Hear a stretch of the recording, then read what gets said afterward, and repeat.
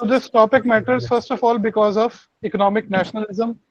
दुनिया में आज के समय में वेव हो रही है which is reversing globalization and we are moving more towards nationalism. इसके ऊपर हम आगे भी चर्चा करेंगे. There is a famous columnist by the name of Michael Kimmage और उन्होंने इस पे बहुत ही परसेप्टिव आर्टिकल लिखा था जिसको हम डिस्कस करेंगे मागा की फिलॉसफी में. पहले क्योंकि ग्लोबलाइजेशन जैसे ही कोल्ड वॉर खत्म होती है 1990s में, आई एम होपिंग कि आपको पता होगा कोल्ड वॉर सोवियत यूनियन और यूएस के बीच में ग्लोबल डोमिनेशन के बीच में एक सॉर्ट ऑफ वॉर चलती थी, not explicit but in terms of strategy, in terms of domination etcetera etcetera. And with the collapse of Soviet union in the 1990s एक sense of euphoria हुआ कि US एक अकेली अब ताकत है जो कि डोमिनेट करेगी वर्ल्ड में और कोई इसका ग्लोबल कंपेटिटर नहीं है. और बजाय इसके कि यूएस सबको डोमिनेट करे तो उन्होंने फोकस करा ग्लोबलाइजेशन के ऊपर. ना ग्लोबलाइजेशन और globalism led to construction of, or not necessarily construction of, but dominance of certain supranational structures. माने जो नेशनल सॉवरेंटी से भी बड़े हैं, इंटरनेशनल ब्यूरोक्रेसी. तो एक सेंस ऑफ डीह्यूमनाइज हो गया सिस्टम धीमे धीमे और उसके रिएक्शन में from 2010 onwards we saw revival of nationalism. इसको हम आगे चर्चा करेंगे. So this topic matters because there is a global wave right now where we are reverting from globalism to nationalism. You can see it in Turkey, Erdogan वहां पर है. You can see it in China, Xi Jinping.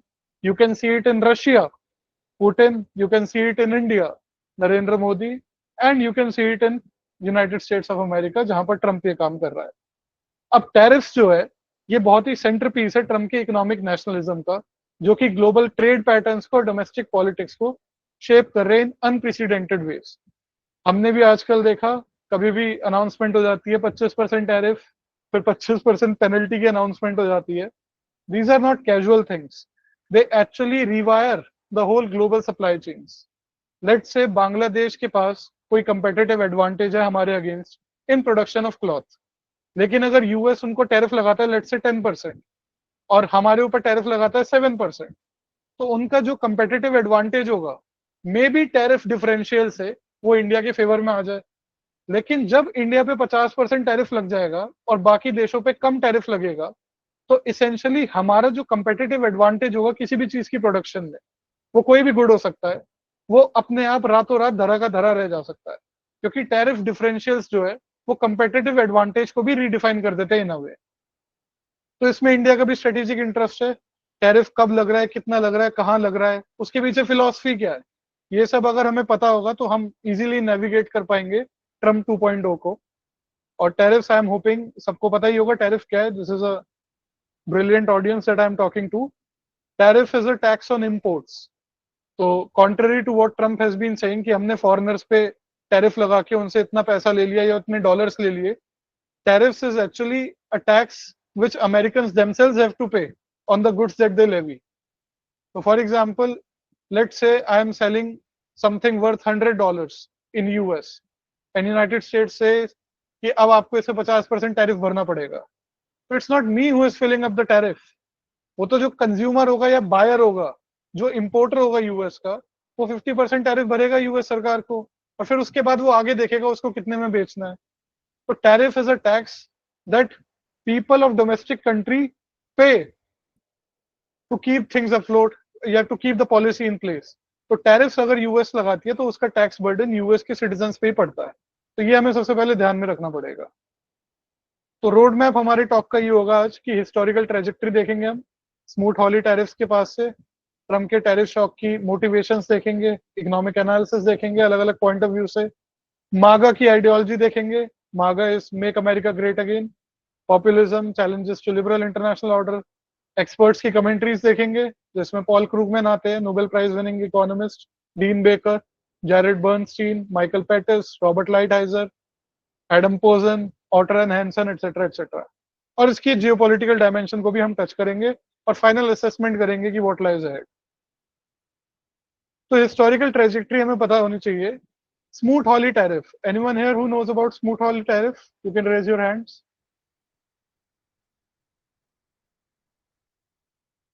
Anyone? हाँ जी बोलिए. Anyone here who can talk about Smoot-Hawley tariffs? Okay, so Smoot-Hawley tariffs were named after two senators in US, Senator Smoot and Senator Hawley. और 1930s में जब great depression आया था, तब ये स्मूथ हॉली टैरिफ्स लगाए गए थे, जो कि काफी हाई लेवल पे थे. अभी हम ग्राफ देखेंगे कितनी हाई लेवल पे थे. और इसके रिएक्शन में जो ऑलरेडी डिप्रेशन चल रहा था, वो और ज्यादा डीपन हो गया. हालांकि इस पे जो रीसेंट लिटरेचर है, इट सजेस्ट कि स्मूथ हॉली टैरिफ्स जो थे, वो इतना कंट्रीब्यूट उन्होंने नहीं करा था ग्रेट डिप्रेशन को. बट नेवरदलेस इससे एक बेगर दाई नेबर पॉलिसी चालू हुई कि भाई यूएस हम टैरिफ लगाएंगे दूसरों के गुड्स पे. उन्होंने रिटेलिएशन में यूएस के गुड्स पे बनाए टैरिफ, जिससे ओवरऑल इंटरनेशनल ट्रेड जो है वो डिक्लाइन हो गई. यहाँ पर आपको चार्ट्स दिख सकते हैं, ये येल बजट लैब से आई एम शोइंग यू. इसको थोड़ा जूम कर देते हैं. तो as you can see here, from 1920 you can see यहाँ पर टैरिफ रेट कितना यूएस का इफेक्टिव. और 30s में जैसे स्मूथ हॉली टैरिफ आते हैं, दे रीच देयर पीक, और उसके बाद और बढ़ जाते हैं 30s के बाद भी. और उसके बाद we see a trend in decline in tariff rates until we reach Donald Trump, जो कि सर्रे से इसको रेस कर देता है वापस to those level we saw in 1930s. Smoot Hawley tariff जो थे उसकी लेवल्स के पास पर उतना ऊंचा नहीं लाया वो स्मूथ हॉली टैरिफ तक, पीक तक, but still he has brought it close to Smoot Hawley levels of tariffs. जबकि America had spent decades lowering the rate of tariffs through negotiations in World Trade Organization, through negotiation in General Agreement on Trade and Tariffs. So this is a reversion that we are seeing under Trump, going back to the 1930s. So 1870 और 1914 के बीच में there was the first wave of globalization that we saw. और फिर से हम देख सकते हैं ग्राफ को यहाँ पर. This is from the paper by Arvind Subramanian and Michael Kessler. तो आप देखोगे 1870 में जो ट्रेड ओपननेस है as a share of world GDP, वो आपको दिखेगा from about 9%, 7-8-9%. It reaches a high in 1913. लेकिन 1913 के बाद क्या होता है? World war one. और वर्ल्ड वॉर वन के बाद आपको दिखेगा जो ग्लोबल ट्रेड है वो डिक्लाइन हो जाती है. 30s में डिप्रेशन आता है और डिक्लाइन होती है. सेकेंड वर्ल्ड वॉर आती है और डिक्लाइन होती है. तो 1913 के हाई से हम नीचे आना चालू होते हैं. और उसके बाद जब पीस आ जाता है वर्ल्ड वॉर के बाद, और उसके बाद थोड़ी सैनिटी प्रिवेल करती है, तो यूएस में कॉन्शियसनेस जागती है कि भाई जिन पॉलिसीज की वजह से वॉर्स हुई, फैशिज्म राइज हुआ, मिलिटेरिज्म हुआ, ये सब आगे ना रिपीट हो, तो हम क्या करेंगे? हम टैरिफ्स को थ्रू नेगोशिएशन उसको डाउन लाएंगे over the period of time. तो आप देखोगे जैसे यहाँ पर आपको दिख ही रहा है, जैसे ही खत्म होती है आपकी वर्ल्ड वॉर 1945 के बाद, आपको दिखेगा टैरिफ में डाउनवर्ड ट्रेजेक्टरी आपको होते दिखेगी. ये एक्चुअली आपको दिख रहा होगा लेट 30s में ही डाउन आने चालू हो गए थे, क्योंकि वो पीक रीच कर गए थे, जिससे इंटरनेशनल ट्रेड पूरी कोलैप्स हो गई थी. और उसके बाद लोगों को रियलाइज हुआ कि नहीं, this is the race to the bottom and we should eventually reduce barriers to trade.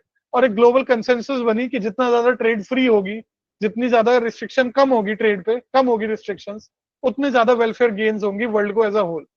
तो नेगोशिएटेड रेट पे आपको दिखेगा टैरिफ लेवल्स भी डाउन होते चले गए. और आपको दिखेगा शेयर इन वर्ल्ड जीडीपी जो आपका ट्रेड ओपननेस का है, which is mostly how they have calculated, exports को डिफ्लेट कर दिया यूएस के कंज्यूमर प्राइस इंडेक्स से. तो आपको दिखेगा वो भी राइज होना चालू हो जाता है, आपका trade as a percentage of GDP, trade openness.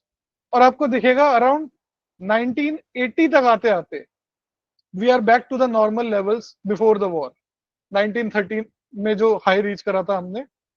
So this is the trend that we have seen. So as I write here in the presentation, between 1870 and 1914, world trade surged from 9% to 16% of global GDP. So this was the first global golden age of globalization.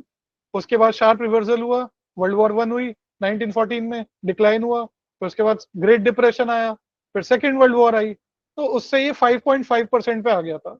और world war to के बाद gradually फिर उसके बाद transportation cost भी कम हुई, trade barriers reduce हुए. तो वर्ल्ड वॉर वन के लेवल जो है वो मिड टू लेट 1970s तक हमने वापस से रीच कर लिए. अब वर्ल्ड वॉर टू के बाद जो लीडिंग पावर थी वर्ल्ड की वो यूएस थी। To give you a sense of perspective, world की जो टोटल जीडीपी थी उसका अराउंड 45 to 50% उस टाइम पर यूएस का हिस्सा था। तो यूएस उस लेवल पे डोमिनेट करती थी वर्ल्ड को, और उन्होंने ऑप्ट किया कि बजाय इसके कि हम इंपीरियलिज्म करें, डोमिनेट करें दूसरों को, क्यों ना हम एक रूल बेस्ड सिस्टम क्रिएट करते हैं, जिसमें उन्होंने आईएमएफ बनाया, वर्ल्ड बैंक बनाए, general agreement on trade and tariff करा। इसके राउंड्स होते थे, साल में मीटिंग होती थी, और उसके बाद इवेंचुअली 90s में आपको दिखेगा डब्ल्यूटीओ का गठन हुआ, लिबरल इंटरनेशनल वर्ल्ड ऑर्डर जिसको हम यूजुअली बोलते हैं, उसका हमने गठन किया। तो ये ग्राफ मैं आपको दिखाई चुका हूँ। This is from the research of Arvind Subramanian and Michael Kessler, जो 2013 में इन्होंने पेपर पब्लिश किया था हाइपर ग्लोबलाइजेशन के ऊपर, और 10 साल बाद उन्होंने उस पर कुछ आगे कमेंट भी करा, रिवाइज कर दिया अपना थीसिस, उसको भी हम टच करेंगे। And this is from Yale Budget Lab. But what is striking that you will see here is कि ये जो हमें दिख रहा है 1800s के पहले से अगर आप देखोगे, तो US was a country with pretty high tariff rates until we come to from 1900 to 1920. That's when tariff rate starts to fall. और स्मूथ हॉली टैरिफ अगर कोई बंदा उस बैकग्राउंड से देखे जो 1930s में जी रहा है, उसके लिए देवर नॉट अनयूजुअल, क्योंकि पहले हाई रेट ऑफ टैरिफ ही हुआ करता था।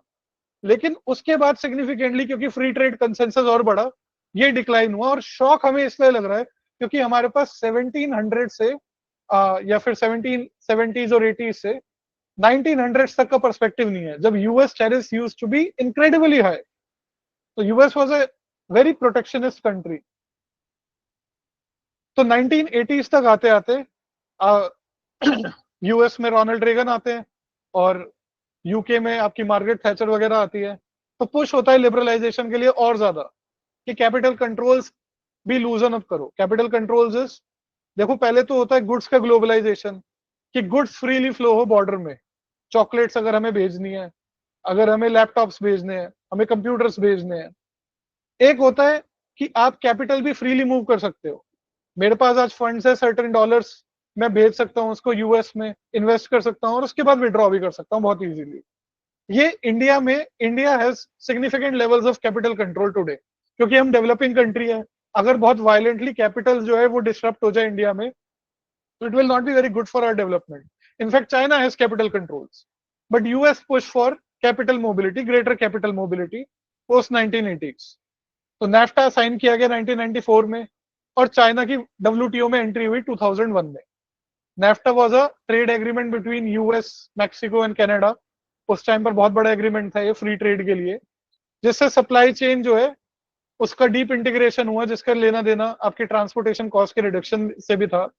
तो पहले मैं आपको ये बता दूं, पहले के टाइम पर क्या होता था कि गुड्स जो है, फॉर एग्जांपल आपको कोई टी शर्ट मैन्युफैक्चर करनी है, तो सारे प्रोसेसेस मोस्टली जो टी शर्ट मैन्युफैक्चर के होते थे वो एक सिंगल कंट्री में ही हो जाते थे, and then you would trade T shirt with other countries.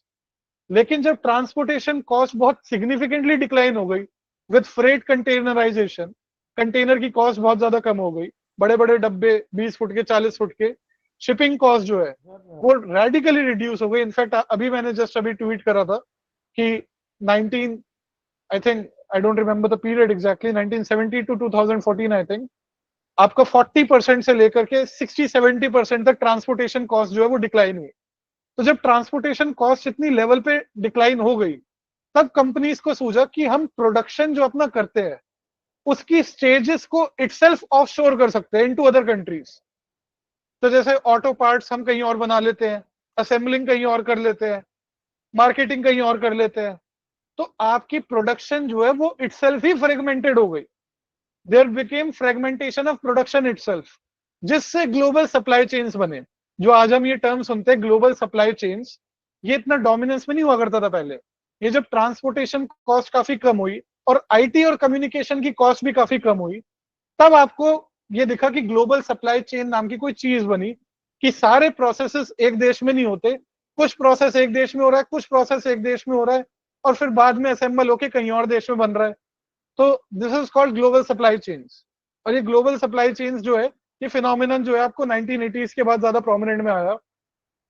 और डब्ल्यूटीओ में जब एंट्री हुई चाइना की, तो काफी सारे मैन्युफैक्चरिंग जो जायंट्स थे, उन्होंने अपनी स्टेजेस ऑफ प्रोडक्शन मूव करना स्टार्ट कर दी चाइना में।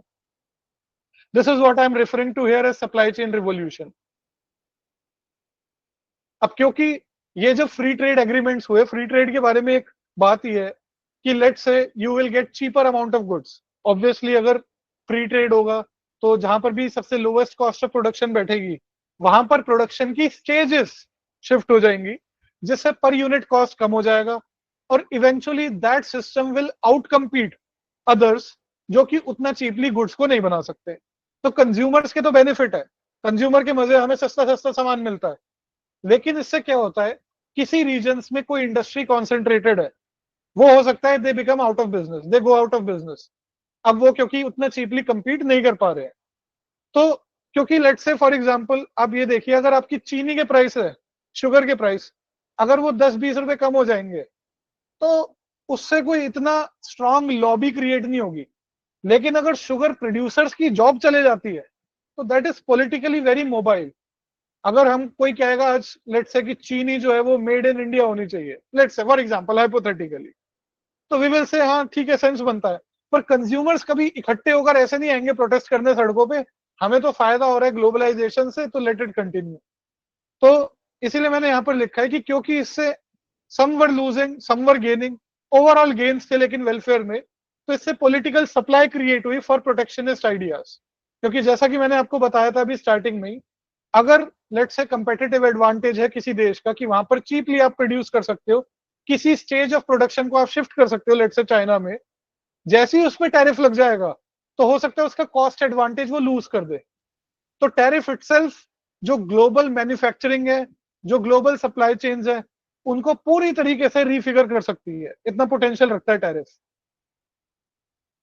तो हाइपर ग्लोबलाइजेशन का एक पीरियड आया 1980s के बाद या 1990s में प्रिंसिपली इसको लोकेट करते हैं। तो पॉल क्रूगमैन ने अपने ब्लूमबर्ग के आर्टिकल में लिखा था कि what I got wrong about globalisation, where he admits कि 1980s तक जो ग्रोथ थी वर्ल्ड ट्रेड की वर्ल्ड वॉर 2 के बाद, वो लार्जली क्या रिफ्लेक्ट कर रही थी। अभी देखो, अब मैंने आपको ग्राफ भी दिखाया, ये आपको ट्रेड दिख रही है, तो जो प्री वॉर आपको ट्रेंड दिख रहा है यहाँ पर, उसी को बेसिकली रिकूप कर रही है जो ग्लोबल ट्रेड है। लेकिन उसके बाद आप स्लोप देखो ग्राफ का, कैसे स्टीप हो जाता है एकदम से। You see a very upward slope in the graph here in the trade. उससे पहले इतना फास्ट एक्सेलरेट नहीं हो रही ट्रेड। तो इस वजह से जितने लोग कहते थे कि ट्रेड, लेट्स से ट्रेड के प्रति कोई एक स्केप्टिसिज्म एक्सप्रेस कर रहा है कि बहुत ज्यादा इतना हमें लिबरलाइजेशन स्पीड अप नहीं करना चाहिए, तो those who are relying on the wisdom of the past, कि पास्ट में ये जो प्रोग्रेस है वो इतना फास्ट नहीं हो रहा है, they tended to understate the impact of globalization, the disruptive impact of globalization। क्योंकि पास्ट में आपको दिख रहा है तो इतना फास्ट ट्रेंड नहीं दिख रहा है उसके अंदर, लेकिन suddenly something happens around 1985 1990s etcetera, कि एकदम से जंप कर जाता है आपका ग्लोबलाइजेशन, जो आपको यहाँ पर भी दिखेगा। This is a chart of developing countries export of manufactured goods as a percentage of world GDP, and you see this shot up. Developing countries में सिर्फ चाइना नहीं, इंडिया भी आता है और भी बाकी देश आते हैं। तो आपको दिखेगा इनका share in the world GDP manufactured goods का, it was less than 2%, but then it started rising steadily, और इसका जो शॉक है वो अब्सॉर्ब करा डेवलप्ड कंट्रीज ने। तो इस पीरियड को जो हम बोलते हैं, इसको बोलते हैं हाइपर ग्लोबलाइजेशन। और ये जो अरविंद सुब्रमण्यन और माइकल केसलर है, इन्होंने अपने पेपर में हाइपर ग्लोबलाइजेशन के ऊपर ही इनका पेपर है, लिंक मैंने एम्बेड कर दिया अपने प्रेजेंटेशन में, आप अगर प्रेजेंटेशन को एक्सेस करोगे तो आपको वो पेपर भी मिल जाएगा जहां पर उन्होंने इसकी बात करी है। हाइपर ग्लोबलाइजेशन से बेसिकली दे मेंट कि ग्लोबलाइजेशन का जो पेस था that was way faster than what we had seen historically ever. तो इससे एक्सपोर्ट लेड इकोनॉमीज जो है वो क्रिएट होने लगी, China was one of them.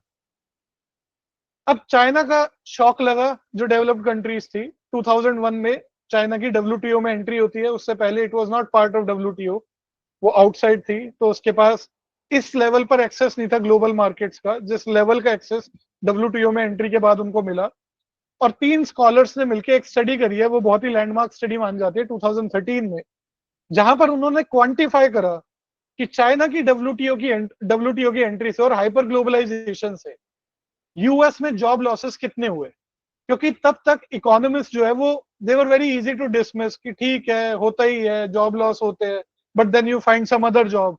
अगर आपकी लेट से नौकरी चली जाती है ड्यू टू सम रीजन की चाइनीज गुड्स यहाँ पर बिक रहे हैं, you find job somewhere else, right? So this was the basic assumption कि ठीक है, there are disruptions in capitalism, that is natural. लेकिन इन्होंने क्वांटिफाई करा एक्चुअली में उस डिस्ट्रप्शन को and how severe it was. तो उसकी डिटेल्स आपको यहाँ पर दिख सकती है. तो between 1990 to 2007 US manufacturing lost approximately 5.8 million jobs. करीब 58 लाख जॉब्स जो है वो due to Chinese manufactured goods, they lost these jobs. और चाइना एक्सप्लेन करता था इन जॉब लॉसेस से around 21 to 39% of the job loss, which was around 2.4 million upper cap है आज के टाइम पर जो स्कॉलर लगाते हैं. 2 million job losses, that is 20 lakh people who lost their jobs. And the point is, this 24 lakh people who lost their jobs, they were not evenly spread out throughout the United States. They were concentrated in some regions. और वहां पर जो loss हुए, they were massive. तो Chicago, Ohio I think was the constituency, आगे हम पढ़ेंगे भी इसके बारे में. They lost around 40% of their manufacturing jobs, which is a pretty big deal in one region to happen. अगर उसकी कॉस्ट थोड़ी इवनली स्प्रेड होती, अगर वो लोग जो जॉब लॉस से लेट से अनएम्प्लॉयड हो गए वो कहीं और अच्छी नौकरी पा लेते, तो इसका मे भी इतना हल्ला ना कटता. और ऐसा हुआ नहीं, क्योंकि इन्होंने केयरफुली इसको ट्रैक करा और क्वांटिफाई करा. तो इन्होंने देखा कि कम्यूटिंग जोन्स जो कि हेवीली एक्सपोज थी to Chinese imports of manufacturing employment shares fall by 3 to 4 percentage points, and overall employment to population ratios dropped by 0.8 to 1.5 percentage points, with many exiting the labor force. क्योंकि देखिए, जब आप late से कोई job करते हैं और सालों से आप कर रहे हैं उसके अंदर जॉब, और सडनली यू लूज इट, तो you have spent your life dedicated to doing that one thing. Your whole life is centred around it. Once you lose it, you can't say कि चलो आप सिक्योरिटी गार्ड की नौकरी कर लो, चलो अब ये नौकरी कर लो. तो because they could not find jobs elsewhere, क्योंकि manufacturing used to be a hope in US कि अगर आपके पास कॉलेज डिग्री नहीं है और अगर आपको एक मैन्युफैक्चरिंग जॉब मिल गई तो you can transition to a higher life. उससे आपको अच्छी सैलरीज मिल जाती थी, जिससे you could move to middle class and then maybe to higher class. तो क्योंकि मैन्युफैक्चरिंग जॉब लॉस हुआ, तो उनकी जो चांस था in life to move ahead, to transition from being a non college educated person to someone who makes high money, high bucks, that got dashed. और इस discontentment का बहुत सिग्निफिकेंट पॉलिटिकल इम्पैक्ट पड़े यूएस में, जिससे हमें दिखता है कि ओवर टाइम डेमोक्रेट्स और रिपब्लिकन्स दोनों ही फ्री ट्रेड को लेकर के काफी स्केप्टिकल हो गए और कन्वेंशनल विजडम को लेकर भी स्केप्टिकल हो गए. वेजेस और अर्निंग्स को भी आप देख सकते हैं, क्वांटिफाई किया हुआ है इन्होंने. एवरेज वीकली वेजेस जो है, they fell by 0.8 to 2% related to less exposed areas. और ट्रेड डिस्प्लेस जो वर्कर्स थे, they experience 12 to 20% losses in cumulative life time earnings. तो that is a significant decline in life time earnings. और government transfers भी हुए इसकी वजह से, सोशल कॉस्ट भी एसोसिएट हुए कि ईच $100 इंक्रीज इन इंपोर्ट्स पर worker resulted in $58 rise in transfers. So that indicated a significant social cost also. और geographic stickiness जो कि मैंने बताया कि this was concentrated in some regions. तो चाइना शॉक का जो इम्पैक्ट हुआ, that was very much real and very much felt because people lost their jobs. जो उससे कंज्यूमर्स को गेन हुई, that was not that visible. क्योंकि आप भी देखो, अगर आपके प्रोडक्ट में 4 रुपए 5 रुपए कम हो जाते हैं तो आपको वो उतना नोटिस नहीं करोगे. But if you lose your job, that is some pretty big deal, और उसको आप जरूर उसके ऊपर हल्ला कटेगा. तो ट्रंप ने इसी का रेटोरिक जो है वो बनाया कि चाइना ने हमें चीट करा है, मैक्सिको ने हमें चीट करा है, जर्मनी ने हमें चीट करा है इंटरनेशनल ट्रेड रिलेशनशिप में, और हमारी जो नेशनल प्राइड है वो जा रही है, क्योंकि हम मैन्युफैक्चरिंग हब नहीं रहे अब नो लॉन्गर, और चाइना हमसे मैन्युफैक्चरिंग की जॉब्स खा गई. क्या कर रहे थे हमारे लोग, जो स्टूपिड पॉलिसीज बना रहे थे. तो उसने सिंपल सोल्यूशन दिया कि भाई टैरिफ लगाओ, कोर्स करो लोगों को, और सारा गेम चेंज कर दो, टर्म्स ऑफ ट्रेड को चेंज कर दो इन फेवर ऑफ अमेरिका. तो ट्रम्प का rhetoric was straight forward and politically resonant कि भाई आपने जो है इतनी सारी, क्या आप उनको थ्योरी समझाओगे फ्री ट्रेड की, एडम स्मिथ की, रिकार्डो की. सिंपल बात है, आपकी जॉब गई चाइना के इंपोर्ट से, we will make it costly to import Chinese goods, जिससे हमारी मैन्युफैक्चरिंग बूस्ट होगी. सिंपल स्ट्रेट फॉरवर्ड लॉजिक है, पीपल अंडरस्टैंड इट, और उसको बहुत ही जिसको आप कह सकते हैं मेटीरियलिस्ट स्लो मेटीरियलिज्म को डिनाउंस करते भी उसको ऐसे लॉजिक में हम डाल सकते हैं। फॉर एग्जाम्पल, आपके पास $1 की जगह $5 आ गई है, is that what you want in life, और you want jobs, you want to live a dignified life? So this is the message that resonated with Americans that Donald Trump gave to his political base. तो Michael केमेज का एक बहुत ही interesting analysis है विच I read recently, और link भी मैंने इसकी embed कर दिया, और लास्ट में I have also given sources जहां से मैंने इंफॉर्मेशन अपनी ली है। तो मागा is make America great again, तो उनका economic nationalism explicitly protects forgotten workers. Now this is very important. Audience को आप क्या बोलते हो जो आप पॉलिटिकल रैली में स्पीच देने जाते हो, कि आपको जनता भूल गई है, आपको लीडर्स भूल गए, सॉरी, आपको लीडर्स भूल गए हैं।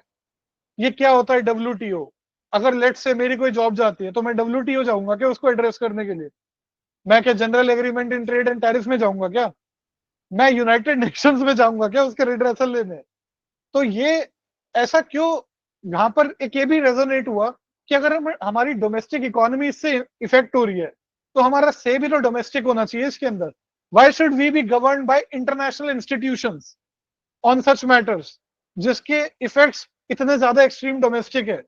तो that also led to contempt for these institutions. आप देखोगे ट्रम्प की कंटेम्प्ट हमें दिखती है यूनाइटेड नेशंस को लेकर भी, WTO को लेकर भी।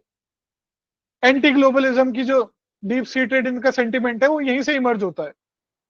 और कल्चरल सिंबल्स भी इवोक किए गए कि भाई जैसे आपको मैंने दिखाया पास्ट में, आप देख सकते हो यहाँ पर वापस से, this was a period from 1800s you can see to 1900s और 1920s।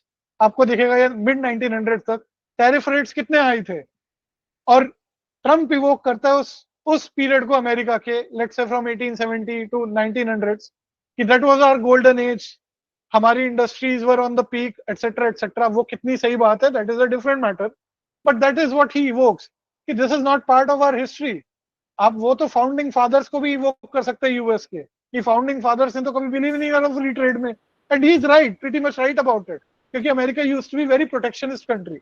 तो it also resonates with the past, एक सेंस ऑफ नॉस्टैल्जिया भी है इसको लेकर के। तो लिबरल ऑर्डर इसी वजह से जो है आपका कोलैप्स होना चालू हो गया, जो यूएस ने ही बिल्ड किया था after world war. First of all there was domestic inequality, rising inequality हो गई इन मेंबर कंट्रीज, और you have to understand free trade के भी डिस्ट्रीब्यूशनल इंपैक्ट्स होते हैं। लेट्स से यूएस में आज अगर यहाँ पर मेडिकल प्रोफेशनल है इंडिया में, they can't go on a Zoom meeting and advise some American on or they can prescribe them some medical drug that is prohibited under US, which means what? कि उनके is someone trying to speak? No, sir. You can continue. Okay. Yeah. So I was saying trade has some distributional aspect also, rise or fall in inequalities. So for example, I was giving example of Indians. Indian doctors, ऐसे नहीं हो सकता कि zoom, मतलब हम यहाँ पर Google meet में आपस में बात कर रहे हैं, अभी मैं आपसे बात कर रहा हूँ IIT मद्रास के बच्चों से। अगर let's say I am a doctor and you want to avail my services, why can't it happen कि वीडियो कॉल में अमेरिकंस इंडियन डॉक्टर्स की सर्विसेज अवेल कर ले? They write them some prescription, it is much more cost effective than consulting some American doctor. पर ये US allow नहीं करता, which means it protects its doctors against foreign competition. लेकिन जो उसके लो वेज वर्कर्स है, मैन्युफैक्चरिंग में involve है, उनको वो प्रोटेक्ट नहीं कर रहा, उनके लिए नहीं कर रहा, मतलब until now it was not doing it. तो इससे क्या हुआ, जो डॉक्टर्स है उनकी इनकम तो मेंटेन रही, लेकिन जो लो वेज अर्निंग या फिर सैलरीड वर्कर्स है जिनको आपने चाइनीज कंपटीशन से एक्सपोज कर दिया, दे लॉस्ट देयर इनकम्स। तो इससे डोमेस्टिक इनइक्वालिटीज भी राइज हो जाती है, जो आपका लिबरल ऑर्डर है। और इसका रिड्रेसल आप ढूंढने कहाँ जाओगे? आप WTO में जाओगे। WTO में लेट से अगर यूएस गया कंप्लेन लेके या कुछ लेके, what will they do? They will, international bureaucracy अपने आप में वो क्लैरिफाई कर लेंगे किसी प्रोविजन ऑफ द लॉ को, ठीक है अब से ऐसे नहीं तो ऐसे। तो that is not something that resonates with the domestic audience. Then there was also democratic dysfunction, public support for open institution hollowed out by domestic economic dislocations, कि भाई हम क्या करें, डेमोक्रेसी का एक इसका बेसिकली जो भी सिस्टम है that is failing us. If I am losing my job, the system is failing me. I don't care कि मेरे को कितनी सस्ती मिल रही है चीजें, I don't have a job. So you lose your faith in the system. So that also lead to rise of demagogues like Trump. और जियोपॉलिटिकल कंपटीशन भी चल रहा है. चाइना आज के टाइम पर it is a major power emerging in leading technologies. तो liberal order itself is under strain. तो यहाँ पर फ्रॉम ग्लोबलिज्म टू नेशनलिज्म, जो मैंने शुरुआत में आपको बात बताई थी, आपको दिखेगा कोल्ड वॉर के बाद जो ग्लोबलिज्म था वो डोमिनेट जब कर रहा था, overshadowing individual political leadership and national interest, international bureaucracy का डोमिनेंस वगैरह वगैरह. 2010 में you saw return of charismatic strongmen like Putin, Xi, Modi, Erdogan and Trump, जो nationalist और civilizational politics को echo करते हैं. Now you have to remember, they are not some dedicated people who really believe in all these things. जो Clash of Civilization का thesis दिया था Samuel Huntington ने, उसमें नहीं बिलीव करते. तो इसलिए माइकल किमेज ने इसको बोला है कि they follow light version of Clash of Civilization, light version. So Russia portrays itself as a civilizational state. Modi says कि भाई lifeblood है इंडियन civilization का democracy. अर्दोगान कहता है Turkish civilization is conquest. Xi कहता है China is world's only uninterrupted civilization. और Trump को बोला जाता है bodyguard of Western civilization. So these claims, according to Michael Kimmage, are more performative than rigid model, and they frame competition as a struggle between civilizational states. India में तो of course we are familiar with it. तो 2016 में आपको दिखेगा Trump का pivotal role इसमें. उसके बाद ये नेशनलिस्ट जो डोमिनेंस था दैट बिकेम सॉलिडिफाइड. लेकिन when he lost election to Biden, तो एक थोड़े टाइम के लिए पीपल स्टार्टेड थिंकिंग कि may be this was just a temporary phase और ये अब रिवर्स होगा. लेकिन उसके बाद जब बाइडन फिर से हार गया और फिर से ट्रम्प आ गया, तो this became even more solidified कि भाई nationalism is on the rising trend and not globalism.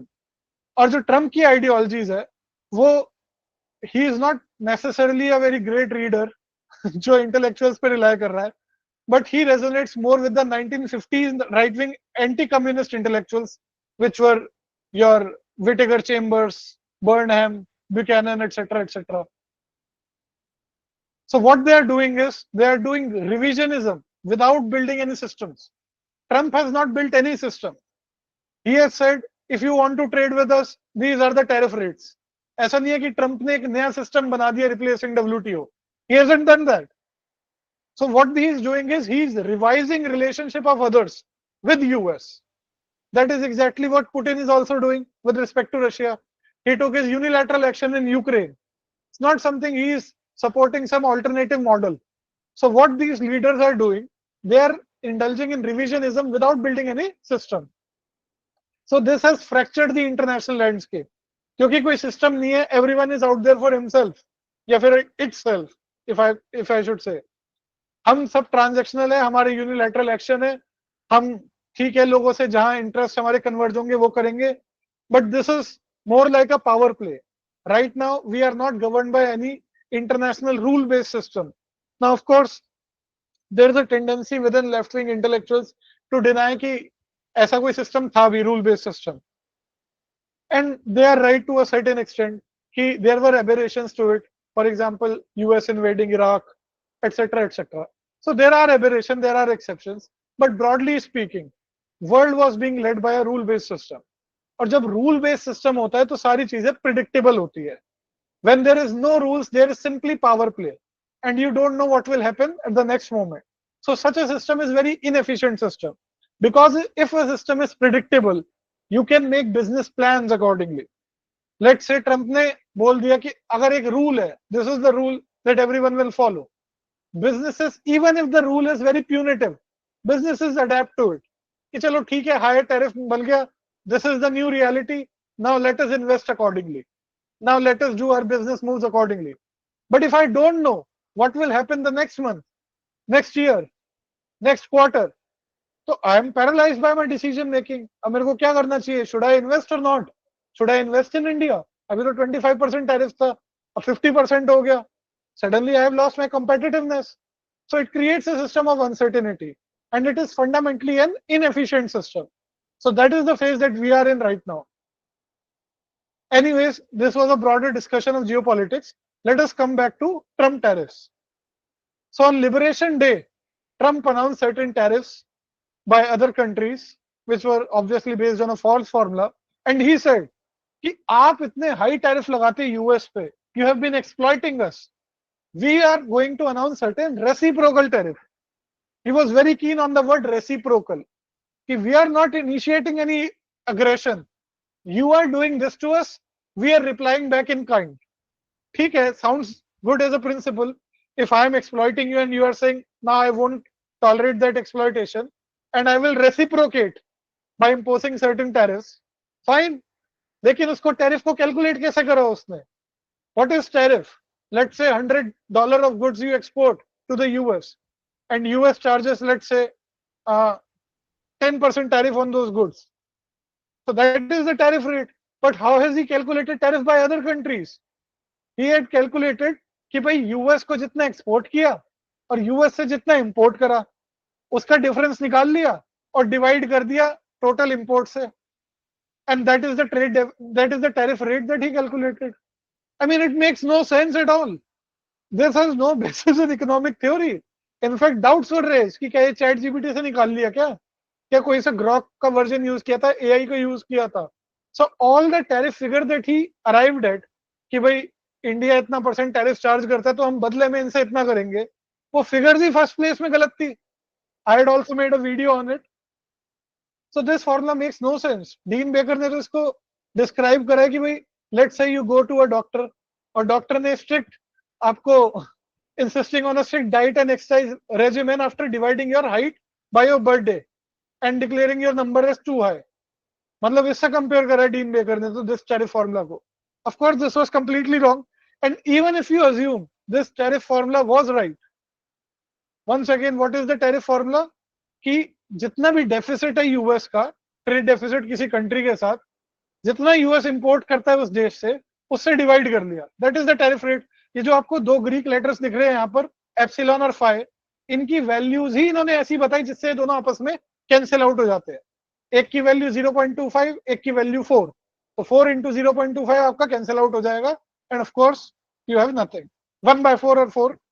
तो यहाँ पर एल्बर्टो कवेलो, जिनकी रिसर्च को इन्होंने साइट करा, he himself said that you are misquoting my paper. इसकी वैल्यू तो 0.25 है ही नहीं, हमारी रिसर्च के हिसाब से तो 1 है इसकी value. And it turned out अगर आप 0.25 को 1 कर दोगे तो जितने भी रेसिप्रोकल टैरिफ ट्रंप ने कैलकुलेट करे वो सब 1/4 हो जाती है उसकी वैल्यू. तो अगर 80% tariff he is claiming someone is living on US, that becomes just 20%. So it was all nonsense. Even जो values उन्होंने use करी Greek letters की, that was itself wrong. So it made no sense. और जहां तक reciprocity की बात है, as Krugman had noted, कि since 1934 onwards, there is especially a law in US called Reciprocal Trade Agreements Act. 1934, going back to 1934, जिसका point ही ये था कि यूएस के जो टैरिफ रेट्स होंगे that will be reciprocal. We will lower our tariff rates on your products, you lower your tariff rates on our products. Simple. And this was broadly true for advanced economies. For example, EU had very low tariffs on US products and US had very low tariffs on EU products. So this was reciprocity in effect. So when Trump was saying he is reciprocating, वो तो already system में था, तो इसमें नई बात क्या कर रहे हो आप? नई बात करने के लिए आपने गलत फॉर्मूला यूज करा, उस गलत फॉर्मूले में भी वैल्यूज तक गलत यूज की and then you came up with something. Nevertheless जो ट्रम्प की पॉलिसी की सेन वॉशिंग कर रहे थे, उनका कहना था कि नहीं ये पावर मूव है, you are pressurising other countries to lower their tariffs. Now there is a very well-known protectionist intellectual called Robert Lighthizer, and he used to be in Trump administration. Trump 1.0 में he was part of Trump administration, and he is a very respectable intellectual also in trade, and he is a protectionist. He does not believe in this free trade. He calls it nonsense. He says no trade is free trade. And along with Trump, Lighthizer का हम case देखेंगे because he is the most, अगर आपको देखना है rational protectionism का, तो आपको Lighthizer को देखना पड़ेगा, आपको ट्रम्प को नहीं देखना पड़ेगा, because Trump is not a scholar, he is a politician, and he says n number of things, some of which make sense, some of which does not make sense. तो Lighthizer का भी view है कि you have to protect strategic industries. For example chip आज के time पर बहुत ही इंपॉर्टेंट फोकस है पॉलिसी मेकिंग का. कि चिप जो है वो अगर यूएस में या ताइवान में मैन्युफैक्चर हो रहे हैं, तो how can US rely for critical components on other countries which may be hostile in future? तो आपको उसकी मैन्युफैक्चरिंग तो एटलीस्ट डोमेस्टिकली करना चाहिए। This is one argument for make in America, कि स्ट्रेटेजिकली हमें कुछ प्रोडक्ट्स जो क्रिटिकल है हमारी सप्लाई चेन्स के लिए, हमारी नेशनल सिक्योरिटीज के लिए, उसको हम आउटसोर्स ना करें, specially to those countries which may be hostile to us. So you have to protect strategic industry, this is one argument. तो उसके लिए आपको टैरिफ लगाना पड़ेगा। सेकेंड आर्ग्यूमेंट इज कि US has been running a very significant amount of trade deficits, specially since 1970s onwards. 1970s के बाद से आपको दिखेगा, वो आगे मैं ग्राफ में भी दिखाऊंगा आपको, US has been indulging in massive trade deficits, और उसको रिड्यूस करना पड़ेगा। दैट इज देयर आर्ग्यूमेंट कि trade deficit is per se bad. और वो क्यों बैड है ना, यहाँ पर थोड़ा ट्रम्प और लाइटहाइजर को मिसरिप्रेजेंट किया जाता है। The classical argument that free trade वाले जो देते हैं वो ये कहते हैं, लेट्स से आप एक दुकानदार पे जाते हो कोई सामान खरीदने, आप उनसे खरीदते हो 100 रुपए का आइटम, तो आप तो कभी उनको कुछ बेचते ही नहीं।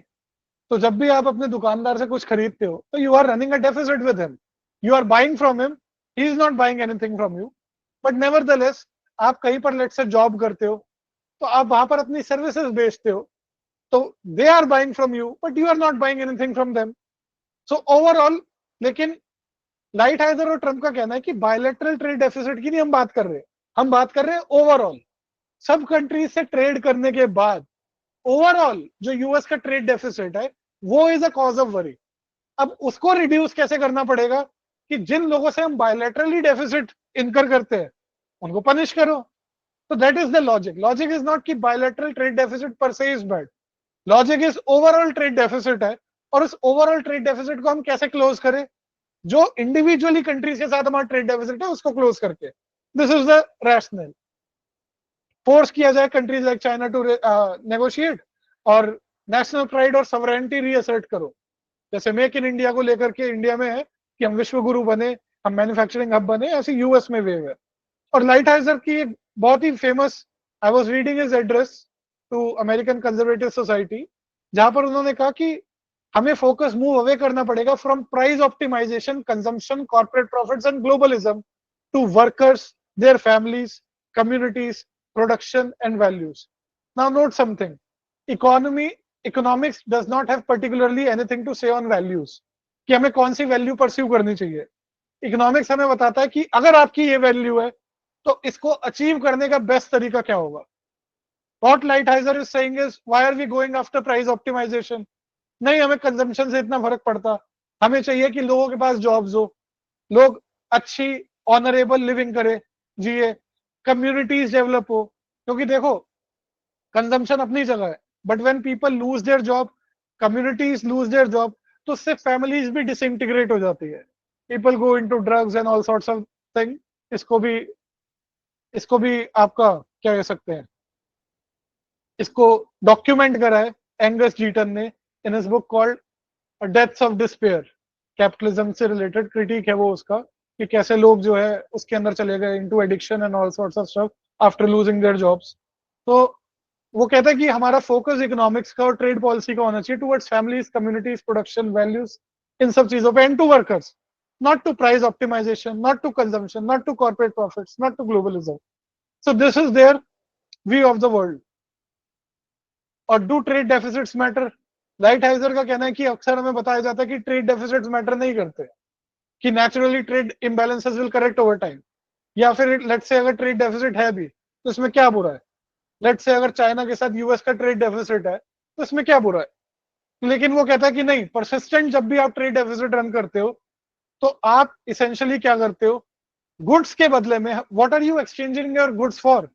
let's say Indians are let's say US is importing stuff from China, तो आपने तो उनकी डॉल्स खरीदी, आपने उनके प्रोडक्ट्स खरीदे, बदले में आपने उनको यूएस डॉलर्स दिए।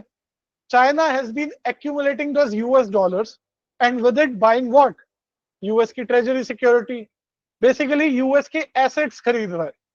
What you are doing is you are trading goods for permanent claims on assets. ये बिल्कुल ऐसी है इनके व्यू में, लाइटहाइजर के व्यू में, लेट्स से कि मैं अपने कुछ, आप मेरे को कोई प्रोडक्ट बेचते हो कि Keshav this is very good for you, this is ये लैपटॉप, पर आपके घर में मेरा क्लेम हो गया 10% ओनरशिप हिस्सा, I am good with it कि मेरे को कंजम्पशन को मिल रहा है.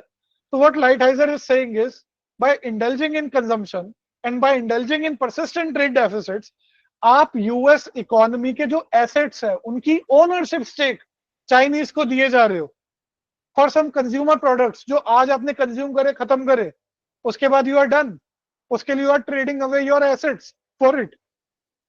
सो there is a permanent ownership shift from US assets की ओनरशिप जो है वो चाइनीज के पास जा रही है due to persistent trade deficits. And you are sacrificing your wealth for consumption. आप अपनी प्रॉपर्टी बिल्ड कर रहे हो, अपनी प्रॉपर्टी लूज कर रहे हो, अपनी वेल्थ लूज कर रहे हो फ्रॉम सम टेम्पररी कंजम्पशन, जिसको उन्होंने रिडिक्यूल भी किया for short term consumption like toys and shoes. So for Lighthizer, the core question is not abstract economics, whether free trade benefits all. He says, do deficits matter if ownership and control of your country are at stake? And he says, yes, it matters. This is the economics that I have explained behind it. There is something called current account deficit, and there is capital account. There is current account and there is capital account. इन दोनों का summation जो होता है वो 0 होता है. तो current account is what, with in 1 year जो ट्रेडिंग फ्लोज होते हैं which will last for 1 year और लेस, वो करंट अकाउंट में आते हैं आपके. Big component of current account is your trade off goods and services. तो अगर यहाँ पर करंट अकाउंट का नेगेटिव रन करोगे तो आप कैपिटल अकाउंट को पॉजिटिव रन करोगे. This is the identity. तो अगर यूएस ट्रेड डेफिसिट रन कर रहा है, अपना करंट अकाउंट नेगेटिव रन कर रहा है, तो वो कैपिटल अकाउंट जो है पॉजिटिव रन कर रहा है, माने वहां पर फंड्स आ रहे हैं, कैपिटल इनफ्लो हो रहा है. कैपिटल इनफ्लो का मतलब foreigners are investing in US, and when foreigners are investing in US they are gaining ownership stake in US assets. So this is the identity जिसके बेसिस पे Lighthizer is saying what he saying.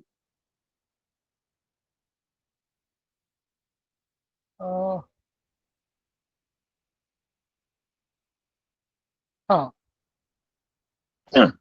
Then Lighthizer says कि भाई कुछ लोगों का argument है we are in a post industrial societies और यहाँ पर सर्विसेज का डोमिनेंस हो रहा है, तो सर्विसेज पे फोकस करना चाहिए. इंडिया में रघुराम राजन ने भी ये आर्ग्यूमेंट दिया. If you have heard Raghuram Rajan, what he says is कि इंडिया को मैन्युफैक्चरिंग पे फोकस नहीं करना चाहिए, what we should focus on is services, क्योंकि मैन्युफैक्चरिंग एक लो वैल्यू एडिंग एक्टिविटी है रघुराम राजन के हिसाब से. तो उनका तो सिंपल सोल्यूशन है कि अगर कोई फार्मिंग में एंगेज्ड है तो make them security guards, bring them into service fold. This is the argument, this is the policy choice that Raghuram Rajan is selling to Indians. तो ऐसी लाइटहाइजर क्रिटिक करता है उन लोगों को जो कहते हैं कि नहीं सर्विसेज मैटर करती है. He says कि नहीं, manufacturing still remains the backbone of economic strength, और उसके स्पिल ओवर इफेक्ट्स होते हैं. अगर आप मैन्युफैक्चरिंग कहीं पर किसी एरिया पे ले आओगे, उससे इटसेल्फ सर्विस सेक्टर में एम्प्लॉयमेंट क्रिएट होती है. तो मैन्युफैक्चरिंग से काफी सारे स्पिल ओवर क्रिएट होते हैं सर्विस सेक्टर में. इनफैक्ट इसके ऊपर एक स्टडी भी थी, I have forgotten to include into this slide.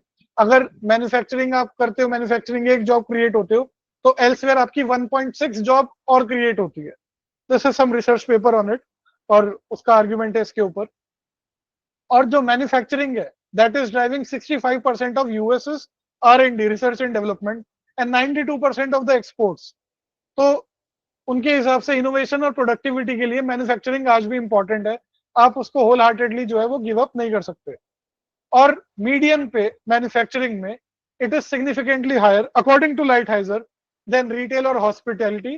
तो ऑब्वियसली अगर आप मैन्युफैक्चरिंग जॉब क्रिएट करोगे तो लाइटहाइजर के हिसाब से उससे हायर वेजेस भी होगी यूएस वर्कर्स की, and it is a part two middle class. जैसा कि मैंने बताया कि जिनके पास हाई स्कूल सिर्फ ग्रेजुएट्स है, जिनके पास कॉलेज डिग्री नहीं है, वो अगर मैन्युफैक्चरिंग में उनको जॉब मिल जाए तो उनको एक फाउंडेशन मिलता है लाइफ में to move ahead in life. तो उनके हिसाब से, लाइटहाइजर के हिसाब से, स्ट्रॉन्ग कम्युनिटी आपको दिखेगा. जापान में इतना इंडिविजुअलिस्ट कल्चर नहीं है, मैन्युफैक्चरिंग वहां की पावरफुल है. जर्मनी में मैन्युफैक्चरिंग पावरफुल है, तो वहां पर स्ट्रॉन्ग कम्युनिटीज भी है, and the reason is manufacturing. तो this is Robert Lighthizer's argument for protectionism. और भी आप देख सकते हैं उन्होंने डिफेंड करा है क्योंकि वो फर्स्ट ट्रम्प एडमिनिस्ट्रेशन में थे। इंटरेस्टिंगली इनफ, ट्रम्प ने रॉबर्ट लाइटहाइजर को अपनी सेकेंड एडमिनिस्ट्रेशन में हायर नहीं करा। He has hired other people than Robert Lighthizer. अब उसके ऊपर डाउट है ऐसा क्यों हुआ क्यों नहीं हुआ, because Lighthizer being an intellectual, he can say no to Trump's tantrums. Basically Trump को अपनी मर्जी की अगर ट्रम्प चला रहा है तो ही कैन से नो कि you are not making any sense. Trump ने इंस्टेड इस बारी लॉयलिस्ट से अपनी एडमिनिस्ट्रेशन को फिल कर लिया। एनीवेज, तो जो अपना स्कोर कार्ड बताते हैं Lighthizer in first Trump administration, जैसे कि हमने नेफ्टा को रिप्लेस कर दिया विद सम अदर एग्रीमेंट यूएसएमसीए, जिसमें सनसेट क्लॉज ऐड किया गया, जिससे लेबर एंड एनवायरमेंटल रूल्स जो है वो इन्फोर्स किए गए, ensuring fair terms for American workers. अब इसका मतलब क्या है, यहाँ पर जो डेवलप्ड कंट्रीज है वहां पर लेबर प्रोटेक्शन के रूल्स जो है वो प्रिटी हाई होते हैं compare to developing countries. India में ऑब्वियसली जो लेबर लॉज है वो ऑन पेपर जो भी होंगे, और लेकिन यूएस में जो लेबर्स की प्रोटेक्शन है through labour laws, that is pretty much more effective. तो जो लोग लेबर्स पे और एनवायरमेंटल स्टैंडर्ड्स को एडियर नहीं करते, वो लो कॉस्ट अचीव कर कर किसी प्रोडक्ट को बेच सकते हैं, which is not fair to American. अगर American are adhering to certain environmental rules, to certain enforceable labour laws, तो बाकियों को भी उससे एडियर करना चाहिए, ताकि ऐसा ना हो दूसरों को कंपेटिटिव एज हो। तो थ्रू नेगोशिएटिंग यूएसएमसीए दे इंश्योर्ड कि एनफोर्सेबल लेबर और एनवायरमेंटल रूल्स बने, और ग्लोबल डील्स उन्होंने इंश्योर करी और चाइना को टैकल करा इन अनफेयर ट्रेड। और की रिजल्ट्स उन्होंने स्टेट करे कि मिलियंस ऑफ जॉब क्रिएट हुई मैन्युफैक्चरिंग में। मैन्युफैक्चरिंग जॉब ग्रोथ का जो रेट था, वो जॉब ग्रोथ जो थी वो 4 times हायर थी in terms first 26 months compare to Obama's last 26 months। 4 times more manufacturing job growth with the policies of Robert Lighthizer. Deficit improvement हुआ, जो यूएस का ट्रेड डेफिसिट था in 4 out of 5 quarters it improved. और जो median family income थी it rose by 6.8%। तो clearly Robert Lighthizer का कहना है कि हमने फर्स्ट एडमिनिस्ट्रेशन में कर दिखाया and we have prove the sceptics wrong. तो ट्रंप ने ये देखा, क्योंकि फर्स्ट स्टेज में फर्स्ट प्रेसिडेंसी में ही had imposed not high rates of tariff जिनकी अभी बातें चल रही है, तो he thought why not double down on this in my next presidency, which is exactly what he has done. पर उसने लाइटहाइजर को नहीं इंक्लूड करा इस बार अपनी एडमिनिस्ट्रेशन में, but he has double down on this policy. अब ऐसा नहीं है कि दिस पॉलिसी या this view point is free from criticism, of course इसके भी क्रिटिसिज्म है।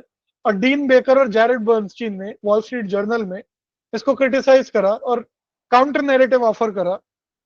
First of all, when you impose tariffs on other countries, ऐसा तो है नहीं वो दूध के धुले हैं, वो भी पलट के आपके ऊपर टैरिफ लगाते हैं। सेकेंड पॉइंट, जब आप टैरिफ इम्पोज करते हो दूसरी कंट्रीज पे, दूसरी कंट्रीज के गुड्स पे, तो आपका डॉलर जो है वो स्ट्रांग हो जाता है ना। How is dollar getting strong? Due to imposition of tariff.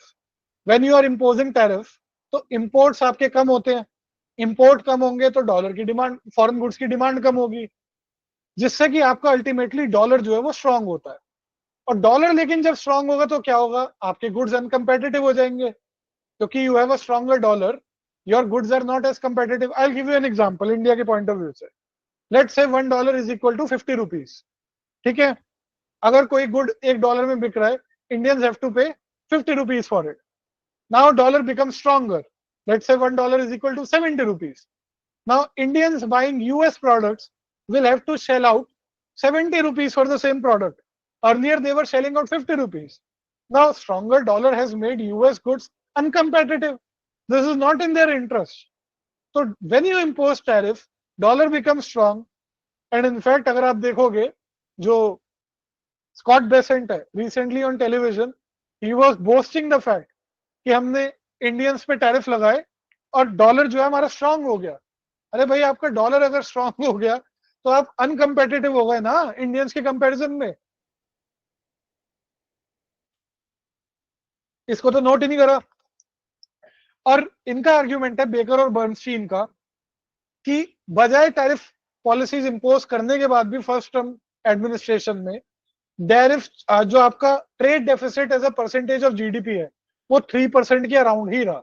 तो इतना बड़ा कोई स्ट्रॉन्ग सक्सेस नहीं मिला टैरिफ लगाने से। ट्रेड डेफिसिट आपका लगभग उतना ही रहा। दूसरा उनका व्यू ये है, जर्मन्स की केस स्टडी वो उठाते हैं। अगर उनका कहना है कि भाई, आपका कहना है कि ट्रेड डेफिसिट जो है यूएस रन कर रहा है, पर जर्मनी तो ट्रेड सरप्लस रन कर रहा है। उनकी मैन्युफैक्चरिंग जो जॉब्स है, जो मैन्युफैक्चरिंग में एम्प्लॉयमेंट है as a percentage overall employment में, आपको दिखेगा जर्मनी में डिक्लाइन होता जा रहा है। वो आगे मैं ग्राफ आपको दिखाऊंगा। तो जर्मनी में भी डिक्लाइन हो रहा है ट्रेड सरप्लस रन करने के बाद। तो इनका कहना है कि अगर आप डेफिसिट को क्लोज कर भी लेते हो, सरप्लस रन कर भी लेते हो, तो मैन्युफैक्चरिंग एम्प्लॉयमेंट तो जर्मनी में भी डिक्लाइन हो रही है, जो सरप्लस मेंटेन कर रहा है ईयर आफ्टर ईयर। तो हाउ कैन यू से अगर ट्रेड डेफिसिट हम कम कर देंगे टैरिफ से, तो उससे मैन्युफैक्चरिंग एम्प्लॉयमेंट में कोई बूम क्रिएट हो जाएगा? तो this is contradicted by German experience. तो वो कह रहे हैं फ्रॉम 2000 टू 2024 जर्मनी का trade balance shifted from -1.5% to +5.8% of GDP. माने they are running trade surpluses. In spite of that, उनकी जो फैक्ट्री एम्प्लॉयमेंट थी, they fell it fell from 20% to 16%। तो अगर ट्रंप जो है वो ट्रेड डेफिसिट क्लोज कर भी लेगा, सरप्लस मेंटेन कर भी लेगा, तो what has German experience shown you? Secondly, tariff and domestic industry. जैसा कि मैंने आपको बताया, आज के टाइम पर global supply chain is a thing. माने प्रोडक्शन ऐसा नहीं है कि एक कंट्री में होती है, production itself has split into many stages, और अलग अलग स्टेजेस अलग अलग कंट्रीज में लोकेटेड है। तो ऐसे में अगर आप टैरिफ लगाते हैं किसी एक कंट्री में, तो आपका इनपुट जो दूसरे देशों से आ रहा है वो भी तो महंगा हो गया। उससे आप जो आगे बेचोगे उसकी कॉस्ट ऑफ प्रोडक्शन भी तो बढ़ गई। तो जब आपके 45% ऑफ यूएस जो है वो इंपोर्ट करता है, दोज आर क्रिटिकल इंपुट्स, अगर आप उन पे टैरिफ लगा दोगे तो आपकी कॉस्ट ऑफ मैन्युफैक्चरिंग खुद इंक्रीज हो जाएगी। तो आप कैसे मैन्युफैक्चरिंग जाइंट बनोगे? Note this thing, this is very crucial. आप सिर्फ टैरिफ जो है वो इंपोर्टेड आउटपुट पे नहीं लगा रहे, फिनिश गुड्स में नहीं लगा रहे, आप टैरिफ लगा रहे हो इनटू इंपोर्ट्स आल्सो। जो आप इंपोर्ट्स इंपोर्ट कर रहे हो, let's say US is importing some import from India, और उसको वो कन्वर्ट कर रहा है into output and selling somewhere else. When it is placing tariff on India 50%, तो it is also raising its cost of imports, जिससे उनका output itself uncompetitive हो सकता है। This is also consideration. और उन्होंने कैलकुलेट करा, डीन बेकर ने और जैरेड बर्नस्टीन ने, कि इवन इफ जो आज यूएस का ट्रेड डेफिसिट है उसको पूरा खत्म कर दिया जाए, जीरो हो जाए, वो लेट से ट्रेड बैलेंस हो जाए, जितना अमेरिका इंपोर्ट करता है उतना ही एक्सपोर्ट करता है, तो उससे मैन्युफैक्चरिंग एम्प्लॉयमेंट जो है वो 8% से 9% बढ़ जाएगी। Now this is not something transformational जिसके लिए काम किया जा रहा है। तो this is a very powerful argument against Robert Lighthizer and Trump's view point. अब यहां पर आप देखोगे, एडम पोजन ने यहाँ पर, there are two manufacturing hubs US में, ओहायो, और जर्मनी में नॉर्थ राइन वेस्टफीलिया। आपको राइट हैंड साइड पे आपको दिखेगा, आई एम श्योर ये आपको स्क्रीन पे विजिबल होगा ग्राफ। जर्मनी इज रनिंग आपका trade surplus and US is running trade deficit. In spite of that, आपको दिखेगा जर्मनी का जो सेंटर है नॉर्थ राइन वेस्टफीलिया, वहां पर भी they are losing jobs, they are losing employment manufacturing, और ओहायो में भी they are losing jobs, losing employment. Specifically इन्होंने क्वांटिफाई करा कि जो नॉर्थ राइन वेस्टफीलिया है, जर्मनी का largest state and industrial heartland, they lost around 6,500 jobs. Oh, sorry, 6 lakh jobs, 6,58,000 jobs, an 11.7 percentage point drop. और Ohio जो है, that lost around 3 lakh jobs, 3.4 lakh jobs, 8.1% drop. तो जो deficit run कर रहा है, that is also losing employment in manufacturing. जो surplus run कर रहा है, that is also losing employment in manufacturing. तो इसका रीजन क्या है? Can anyone of you guess? Anyone?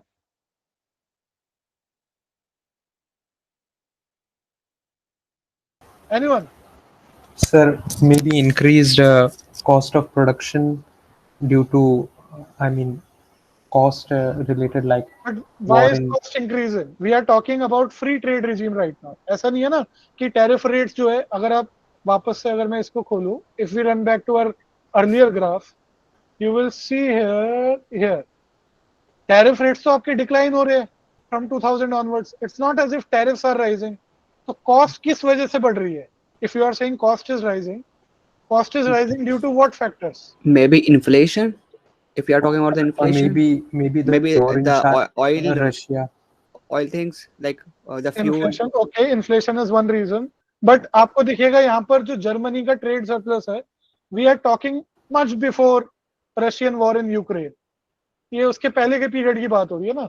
This is graph from 1992 onwards to 2020.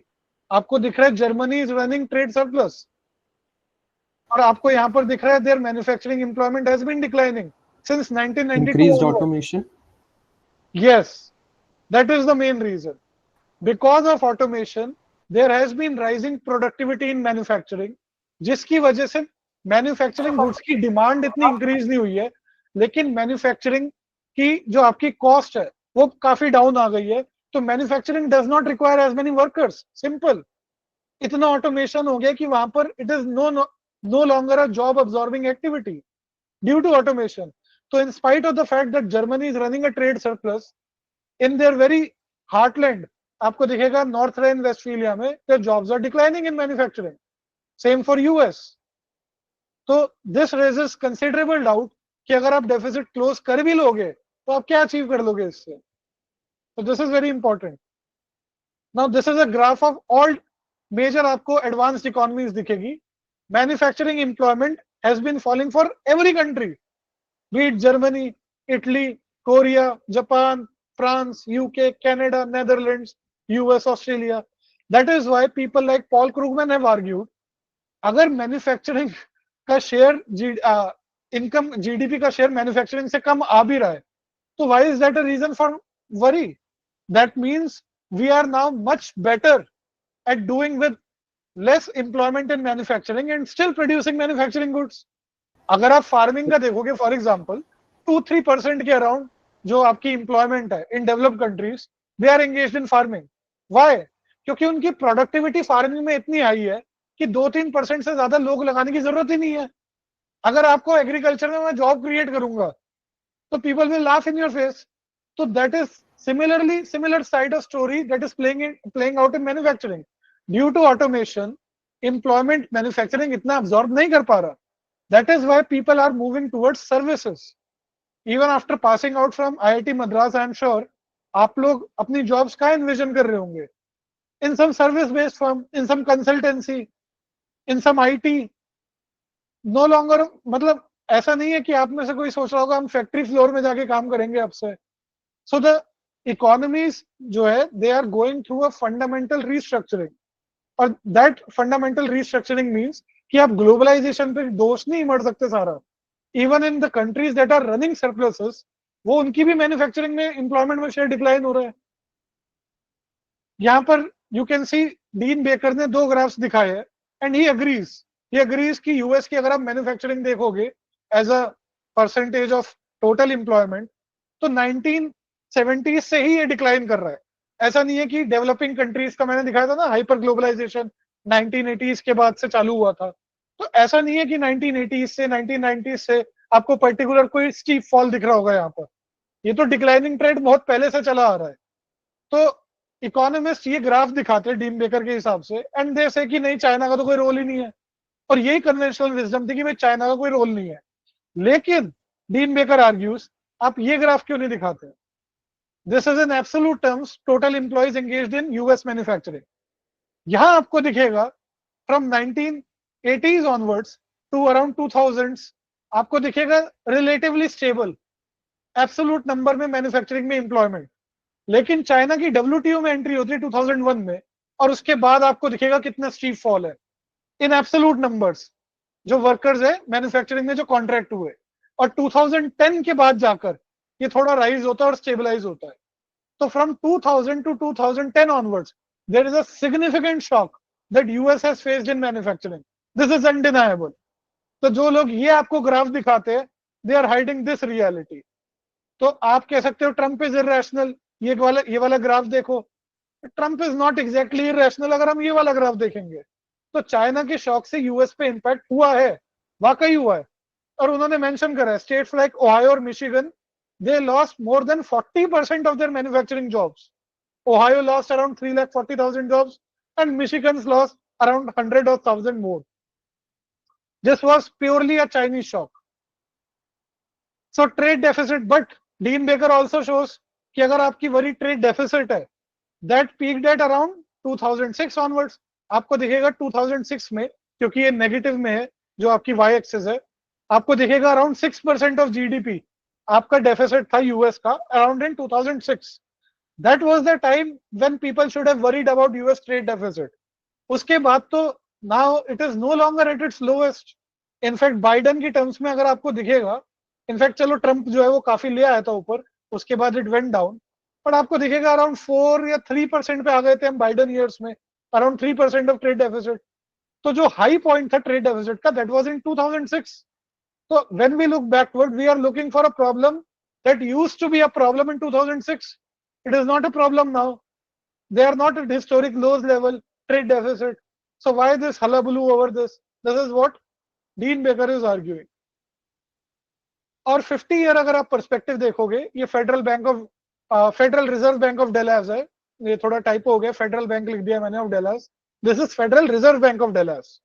तो इन्होंने 50 ईयर पर्सपेक्टिव लिया ऑफ यूएस ट्रेड डेफिसिट, और इन्होंने कहा कि हमने ट्रेड डेफिसिट रन करा, लेकिन अभी मैंने ऊपर क्या बताया था, अगर आपको ये आइडेंटिटी याद रखो, अकाउंटिंग आइडेंटिटी.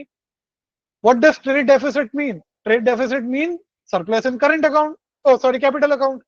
माने अगर आप ट्रेड डेफिसिट रन कर रहे हो, इसका मतलब foreigners are investing in your country, and when foreigners invest in your countries, after all आपका जीडीपी ग्रोथ भी तो बढ़ेगा उससे. When people invest in your country, what do we want? अगर हम चाहते हैं मेक इन इंडिया करो, what does make in India mean? Make in India का मीनिंग तो यही है ना कि इंडिया में आके इन्वेस्ट करो, और अगर आप इंडिया में आके इन्वेस्ट करोगे तो हमारी ग्रोथ इंप्रूव होगी.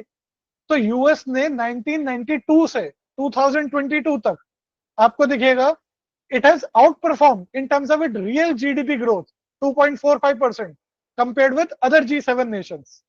तो आपको दिखेगा ट्रेड डेफिसिट जो है यहाँ पर, ट्रेड बैलेंस और करंट अकाउंट बैलेंस, ठीक है डेफिसिट्स में आपने रन करा, पर उसका एडवांटेज भी तो मिला आपको. 1992 ऑनवर्ड्स आपकी ग्रोथ भी तो आउट परफॉर्म की अदर डेवलप्ड नेशंस को. बाकी G7 की जो डेवलप्ड नेशंस है, they are growing at around 0.99% and US has been growing at 2.45%. तो फायदा भी तो हुआ है इसका. दूसरा, ग्लोबल सेविंग्स ग्लट चल रहा है. माने इन अदर कंट्रीज, क्योंकि उनकी डोमेस्टिक इकोनॉमीज में इतनी डिमांड नहीं है, because they have ageing populations, so they have been saving a lot. इस पे मैं आगे भी आऊंगा. And because they are saving a lot, they are looking for investment opportunities. और वो investment opportunities, क्योंकि डॉलर एक रिजर्व करेंसी है, डॉलर इंटरनेशनल करेंसी है, तो सारे क्लेम्स जो है वो सेटल भी डॉलर में ही होते हैं. तो when they have savings, they converted into dollars.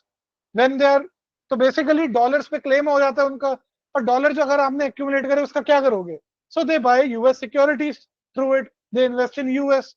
तो 50 ईयर पर्सपेक्टिव अगर हम देखेंगे तो ये तीन चीजें हमें कारण दिखती है मेन, कि यूएस का जो ट्रेड डेफिसिट हो रहा है, एक्सप्लोड हो रहा है, उसके पीछे खाली चाइना रिस्पॉन्सिबल नहीं है, उसके पीछे रिस्पॉन्सिबल है यूएस की इटसेल्फ ग्रोथ ओवर परफॉर्मेंस जो G7 नेशंस को करा है, जिसके लिए मैसिव इन्वेस्टमेंट आई. सेविंग्स में आप ब्लेम कर सकते हो चाइना को, जो आगे मैं दिखाऊंगा कैसे, और dollar as a reserve currency इसको ब्लेम कर सकते हो. तो what they conclude is, Federal Reserve Bank of Dallas, कि trade deficits are not inherently bad. अपने आप में बैड नहीं है trade deficit, because Australia also has been running trade deficit sustainably like US and much greater than US as a percentage of GDP. और tariffs की they say they have a limited effectiveness. However I must warn you, ये जो study में इन्होंने tariff का impact study करा, they are studying moderate levels of tariff, और Trump ने अभी हमें वापस 1930s में पहुंचा दिया है with this high level of tariff. I don't think इतना एप्लीकेबल ये लिमिटेड इफेक्टिवनेस वाला पॉइंट इनका वैलिड है यहाँ पर. और स्ट्रक्चरल ड्राइवर्स भी है यूएस डेफिसिट्स के, कि भाई ग्रोथ परफॉर्मेंस क्योंकि हायर है इतनी यूएस की, productivity is higher, the world wants to invest in US, तो उसका एक साइड कॉन्सिक्वेंस होगा, यूएस डेफिसिट तो रन करेगा ही. लेकिन अगर आप कंसर्न्ड हो about growing IOUs, IOU is basically IOU, claims जो दूसरों के आपके ऊपर है, कि अगर आप बेसिकली कंजम्पशन गुड्स बाय करते रहोगे, ट्रेड डेफिसिट इनकर करोगे, तो दूसरों का लॉन्ग टर्म जो है आपके एसेट्स पे क्लेम हो जाएगा. तो दैट इज अ रिस्क. तो this is an equation that I want to show you. ये इकोनॉमिक्स में नेशनल इनकम आइडेंटिटी है. यहाँ पर Y stands for income. India में जब जीडीपी कैलकुलेट करते हैं तो दिस इज Y, यहाँ पर सी का होता है कंजम्पशन एक्सपेंडिचर, जो जितने भी हाउस होल्ड है वो कंजम्पशन पे कितना खर्चते हैं, क्योंकि आपका खर्चा किसी दूसरे की इनकम है, तो that counts in GDP calculation. एक खर्चा होता है इन्वेस्टमेंट पे, सो वी एड अप। एक खर्चा होता है गवर्नमेंट जो कर रही होती है, और एक होता है आपका एक्सपोर्ट माइनस इंपोर्ट, इसको बोलते हैं नेट एक्सपोर्ट्स। इन चारों को जब आप ऐड करते हो तो आपकी जीडीपी निकलती है। Now what is saving? Saving is income जो कि आपने कंज्यूम नहीं करी और जो गवर्नमेंट ने नहीं करी। तो अगर ये इक्वेशन में आप रीअरेंज कर दोगे तो आपके पास ये आइडेंटिटी आ जाएगी। वो बेसिकली आपको ये दिखाएगा, अगर आपका ट्रेड इम्बैलेंस है अपनी कंट्री में, तो व्हाट इट मींस इज आपके कंट्री में डोमेस्टिकली सेविंग्स और इन्वेस्टमेंट का इम्बैलेंस है। अभी मैंने क्या बताया, यूएस अगर ट्रेड डेफिसिट रन कर रहा है, that means other are investing more in US. इसका मतलब नेशनली यूएस इतना सेव नहीं कर रहा जितना इन्वेस्ट कर रहा है। और इन्वेस्ट ज्यादा कब कर पाएगा? जब सेव नहीं कर रहा, इधर बोरो करके या फॉरेनर्स उसमें पैसा लगाएंगे। तो जो इकोनॉमिस्ट है वो कहते हैं कि अगर आपका ट्रेड डेफिसिट है तो आप अपनी डोमेस्टिक प्रॉब्लम्स को सॉल्व करो, आप डोमेस्टिक सेविंग्स बढ़ाओ, बजाय इसके कि आप फॉरेनर्स को ब्लेम करो। अपनी सेविंग्स बढ़ाओ और अपनी इन्वेस्टमेंट कम करो, तो आपका ट्रेड डेफिसिट अपने आप ठीक हो जाएगा। This is an macro economic identity. Now there is another point जो डीन बेकर का है कि मैन्युफैक्चरिंग जॉब्स जो है, ठीक है आपने बोल लिया, आपने सेल्फ एविडेंट ट्रुथ मान लिया अभी के लिए कि कॉलेज एजुकेटेड जो वर्कर्स नहीं है, if they go into manufacturing they will earn a decent living. But is it any longer true? तो डीन बेकर दिखाते हैं कि मैन्युफैक्चरिंग वर्कर्स का प्रीमियम हुआ करता था ओवर नॉन मैन्युफैक्चरिंग वर्कर्स, लेकिन that premium eroded and right now it is no longer there. तो manufacturing jobs are not necessarily good jobs. और जो what made manufacturing jobs good jobs was presence of unions, जो labour unions हुआ करते थे। Manufacturing used to be highly unionized in US. तो जैसे इन्होंने मेंशन करा यहाँ पर 32.3% of manufacturing used to be unionized. आज लेकिन 2023 का उन्होंने स्टैटिस्टिक्स दिया है, 2023 में only 8% of US manufacturing is unionised. क्योंकि यूनियंस जो होते हैं वो आपकी बार्गेनिंग पावर इंप्रूव करते हैं, उससे आपकी हायर वेजेस होती है। तो मैन्युफैक्चरिंग अगर आपको हायर वेज चाहिए तो आपको वर्कर्स को यूनियनाइज करना पड़ेगा। And if union is the main reason behind good jobs, why not focus on unionization in service sector? We should form unions in service sector. लेकिन Donald Trump is not particularly very fan of unions. वो तो unions के विरोधी है, leftist मानते हैं उनको तो, and union should be crushed because he is for corporate power. तो अगर आपको मैन्युफैक्चरिंग पे इतना फोकस करना भी है, you should focus on unions, not specifically on manufacturing पर से। और मैन्युफैक्चरिंग का जो प्रीमियम होता था दैट हैज वैनिश्ड। आप देखोगे लाइटहाइजर ने भी जो मैन्युफैक्चरिंग प्रीमियम की बात करी थी, he referred to only 1 or 2 sectors. लेकिन ओवरऑल अगर आप देखोगे hourly pay of production and non supervisory workers, आपको दिखेगा जो नॉन मैन्युफैक्चरिंग वर्कर्स है दे हैव, और ये आवरली वेजेस का गैप है, आवरली वेजेस में इतना गैप है, तो आप देखोगे मैन्युफैक्चरिंग जॉब्स में नो लॉन्गर भी गुड जॉब्स। तो जब आप कहते हो फर्स्ट पॉइंट क्या आ गया, ट्रेड डेफिसिट अगर आपने क्लोज कर भी लिया तो आपकी मैन्युफैक्चरिंग एम्प्लॉयमेंट में भी 8% से 9% हो जाएगी। दूसरी बात, क्योंकि आपके मैन्युफैक्चरिंग के यूनियनाइज वर्कर्स ही नहीं है, तो आपकी नेसेसरी नहीं है कि उनकी वेजेस अच्छी होंगी, नेसेसरी नहीं है कि those will be good jobs. This is second point. Third point, अगर आप डेफिसिट क्लोज कर भी लोगे तो भी नेसेसरी नहीं है कि आपकी मैन्युफैक्चरिंग एम्प्लॉयमेंट इंक्रीज होगी, क्योंकि एज वी सॉ सारी डेवलप्ड कंट्रीज में मैन्युफैक्चरिंग का जो शेयर है एम्प्लॉयमेंट में दैट इज डिक्लाइनिंग। जो जर्मनी है वो तो ट्रेड सरप्लस रन करता है, इन स्पाइट ऑफ दैट उनका शेयर जो है डिक्लाइन हो रहा है। अब एडम एस्पोजन जो है ये प्रधान है एक थिंक टैंक के, Peterson Institute of International Economics, और चाइना शॉक पे इन्होंने रिस्पॉन्स दिया है अपना। उन्होंने कहा चलो मान लिया यूएस का जो मैन्युफैक्चरिंग शॉक हुआ उससे, सॉरी गलती बोल दी मैंने, चाइना का जो शॉक हुआ यूएस मैन्युफैक्चरर्स पे, उससे अराउंड 2 million जॉब्स जो है वो we lost it, let's assume, मान लिया, हमने मान लिया, that averages around to 1,30,000 jobs annually. और वो कह रहे हैं कि total US workforce is 150 million, 15 crore people. In a workforce of 15 crore people, 1,30,000 people are losing jobs annually. He says, why is that a big deal? And think about it. He says 60 million annual job separations होते हैं due to normal market churn. ऐसा तो है नहीं कि people leave one job and they find another job. So he says around 60 million people annually they switch jobs. अगर 1,30,000 annually job loss हो गया तो ये क्या है, इसके पीछे क्यों इतना हल्ला कट रहा है? श्योर उनका ये रेसिस्ट एंगल भी देते हैं, ये कहते हैं इस पे हल्ला मोस्टली इसलिए करता है because they were mostly white people concentrated in some industrial hubs. तो वहां से एक नैरेटिव आता है और जिससे इसका डोमिनेंस आता है. जैसे कि आप देख सकते हैं प्रीडोमिनेंटली इसका इम्पैक्ट पड़ा on white workers in small towns, fitting a nostalgic heartland narrative. And he says for every China related job loss, there were about approximately 150 comparable losses from plant relocation, automation, domestic office shifts, etc. etc. So what Adam S. Posen says is not कि हमें insensitive होना चाहिए American society को China shock के response में. He says कि जो manufacturing में जॉब लॉसेस हुए यूएस में, why is that only the source of voice? बाकी लोग भी जॉब लूज करते हैं, सबके लिए एक सोशल सेफ्टी नेट होना चाहिए. That is what free marketers argue for. Free marketers like Adam poison, वो कहते हैं कि आप सोशल सेफ्टी नेट सबके लिए बनाएं, all those who are vulnerable, not necessarily कि जो व्हाइट लोग हैं जिन्होंने मैन्युफैक्चरिंग जॉब लूज करी.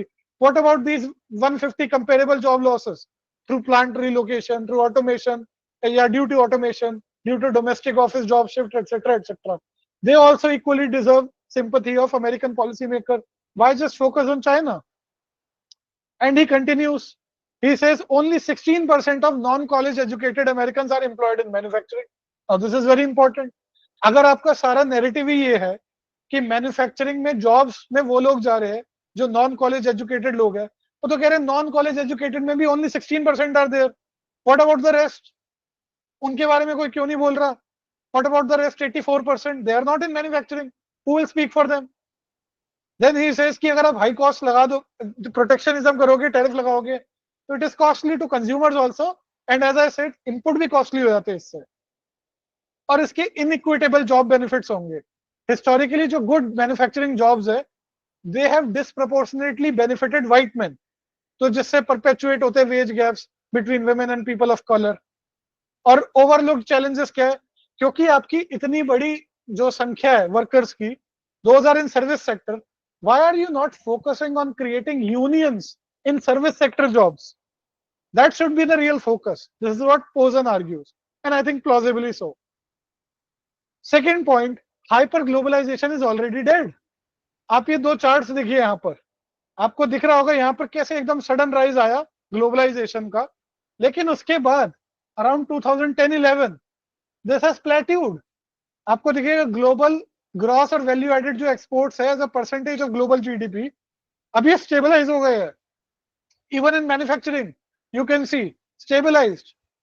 सर्विसेज में भी थोड़ा बहुत इंक्रीज है, but not a radical increase. तो even Paul Krugman had noted this was a one time event that economist did not saw coming. आप देखो 2010 ऑनवर्ड्स के बाद अब नहीं हो रहा कोई hyper globalization. Now the globalization is more or less stabilized. And even the authors of the paper hyper globalization पे, जिन्होंने चाइना शॉक का थीसिस दिया था, David Autor Hanson and another German, I forgot her name, Dorn, I think David Dorn his name is, even they had noted in the recent op-ed in New York Times कि China shock 1.0 was a one time event. And Arvind Subramanian and Martin Kessler, इन्होंने 2023 में publish करा अपना paper इसके ऊपर, वहीं से मैंने ये चार्ट्स उठाया, लिंक मैंने इसमें एम्बेड कर दिया. तो दे हैव आल्सो शोन कि hyper globalisation was a one time event. Post hyper globalisation you will see services में इंक्रीज हुआ है, आपको दिखेगा मैन्युफैक्चरिंग में डिक्लाइन हुआ है, वैल्यू चेन्स में. तो that is the title, focus on services में भी. और इनके पेपर का टाइटल क्या है? Hyper globalisation is dead. So basically US politicians are worrying about a phenomena that is already dead. That was already a one-time event. It is long gone. And it is no longer there.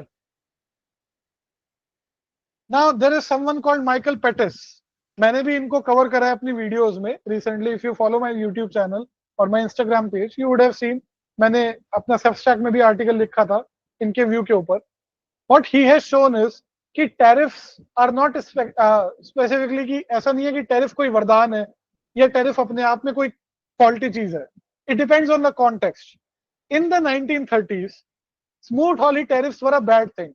Why were they a bad thing? क्योंकि उस time पर US used to save a lot. US was running a trade surplus. Trade surplus जब आप run कर रहे हो तो आपको तो बाहर बेचना है, आपकी सेविंग्स बहुत ज्यादा, आपकी कंजम्पशन जो है वो लो है, तो ऐसे में टैरिफ सारे प्यूनिटिव चीज वो हार्मफुल है। लेकिन आज रिवर्स है चीज, आज US is consuming more and saving less. तो जब आप डिफरेंट सिचुएशन में हो, आप उस टाइम पर Smoot-Hawley टैरिफ्स ने ठीक है नुकसान करा होगा, पर इस बार ही नहीं करेगा क्योंकि we are in a different situation. आज जो है US consumes more and it produces less. That time US used to produce more and consume less. So how can we replicate कि consequence Smoot-Hawley tariff के उस time पर bad हुए तो अभी bad ही होंगे? He said that is not necessarily the case. So when you impose tariff, what are you doing essentially? आप production जो है उसको सब्सिडी दे रहे हो और जो कंजम्पशन है उसको डिसइंसेंटिवाइज कर रहे हो कि आपको जो सस्ता माल अभी आप बाहर से इंपोर्ट करके खरीदते थे, अब वो फैसिलिटी हम आपको नहीं देंगे, तो यू विल कंज्यूम लेस। और जो डोमेस्टिक आपकी प्रोडक्शन है वो इंक्रीज होगी इससे, क्योंकि now you have become more competitive, तो US will produce more and consume less, तो US will save more, invest less, तो जो उनका सेविंग इन्वेस्टमेंट इम्बैलेंस है वो भी करेक्ट होगा। तो he says Smoot-Hawley tariff type of policy makes more sense now than it made back then, which I think is a very plausible argument. और Michael patties को बहुत ही सिंपैथेटिकली इसलिए देखा जाता है from Trump team. So consumption tax, production subsidy and rebalancing the global trade. आज के time पर प्रॉब्लम क्या है इनके हिसाब से, माइकल पेटिस के हिसाब से, China is running a trade surplus, China consumes much less and produces much more, और उसकी प्रोडक्शन अब्सॉर्ब करनी पड़ती है दूसरे देशों को। तो ये कहते हैं कि टैरिफ अगर लगाएंगे तो जो नुकसान यूएस को Smoot-Hawley टैरिफ से हुआ था वो नुकसान चाइना को होगा इस टाइम पर, because China is now in the position where US was in 1930s। क्योंकि चाइना उस पोजीशन में, तो Smoot-Hawley level of tariffs will harm them and will benefit US. So this is a very interesting line of argument which I think is very convincing. और global trading system की real problem इनके हिसाब से ये है कि there are global imbalances. ये मैंने अपनी वीडियो में भी कवर करा था, you can watch it on my channel, I will repeat here in the short. Basically हर अर्थव्यवस्था में कुछ डोमेस्टिक इम्बैलेंसेस हो सकते हैं। लेट्स से आपके लिए एज अ प्रोड्यूसर क्या आपके हित में है कि आप वर्कर्स को कम से कम पे करोगे या ज्यादा से ज्यादा? As a producer, as an individual, आप ओनर ऑफ फर्म के, आपके हित में क्या है? Anyone? You will pay workers more and more or less and less to maximize profits? Less and less. Yeah, you will pay them less and less. But if every producer does that in the whole economy, the consequence will be कि जो producers ने goods बनाए उसको खरीदने के लिए workers पे पैसे ही नहीं है, तो जब workers के पास पैसे ही नहीं है उसको खरीदने के लिए, your output will lie unsold. When your output will lie unsold, your profitability will get hit. तो मतलब जिस प्रॉफिटेबिलिटी को आप मैक्सिमाइज करने चले थे individually, if everyone else follows that, your profitability will get hit. इसे इकोनॉमिक्स में बोलते हैं कैलिकीज पैराडॉक्स ऑफ कॉस्ट। तो इसका सॉल्यूशन क्या है फिर? इसका सॉल्यूशन एक तो है वर्कर्स की वेजेस को आप बढ़ा दो, this is one solution. Second solution is आप वर्कर्स को कहो क्रेडिट कार्ड ले लो, बोरो कर लो, buy now pay later, so they will borrow money, और उनकी इनकम सफिशिएंट नहीं हो रही तो फॉर अ शॉर्ट वाइल आप क्रेडिट उधारों से उनको भर सकते हो। तीसरा सॉल्यूशन है redistribution of income from top to the bottom, you redistribute incomes. Then there is fourth alternative, जो आपका सरप्लस प्रोडक्शन है आप उसको एक्सपोर्ट कर दो। This is what China is accused to have been doing deliberately as part of its policy. China क्या करता है? Domestically it keeps its wages low.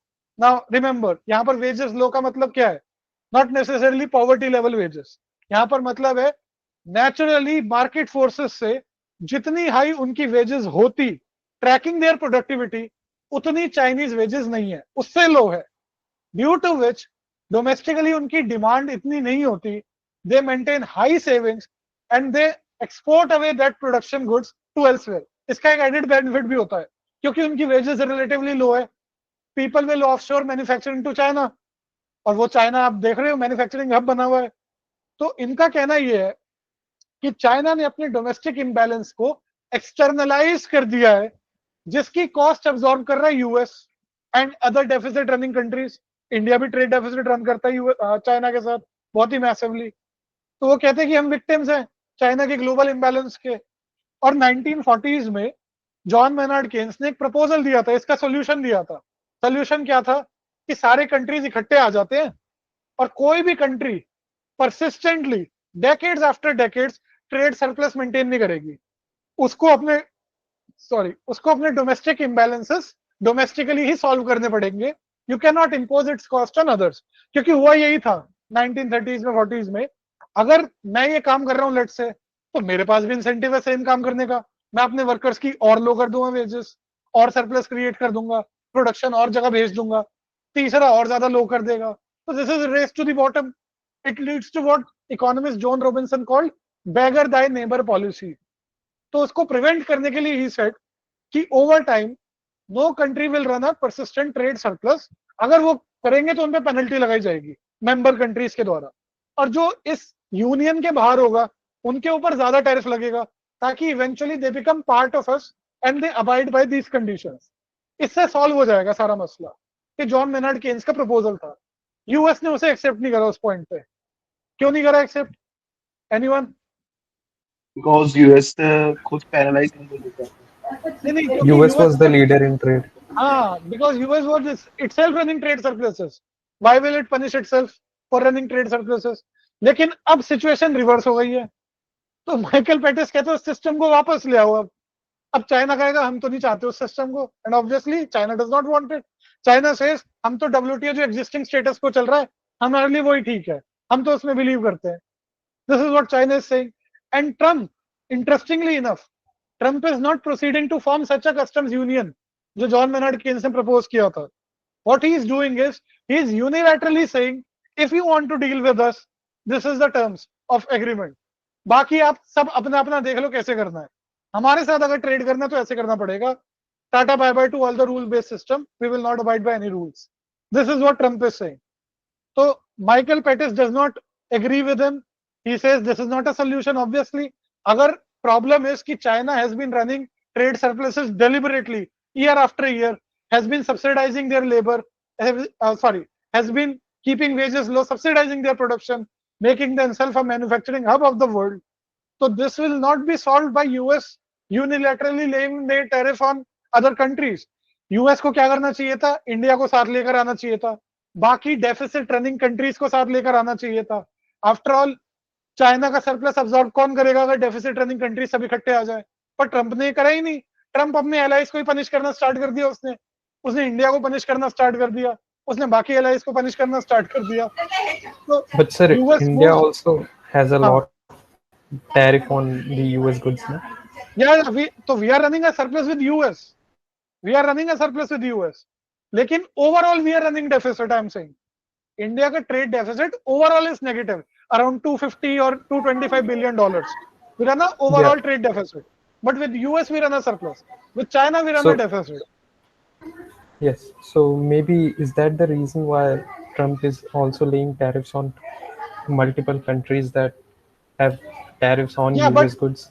But we are not pursuing the policy that China is pursuing, because overall we are not running a trade surplus. No, China is running an overall trade surplus.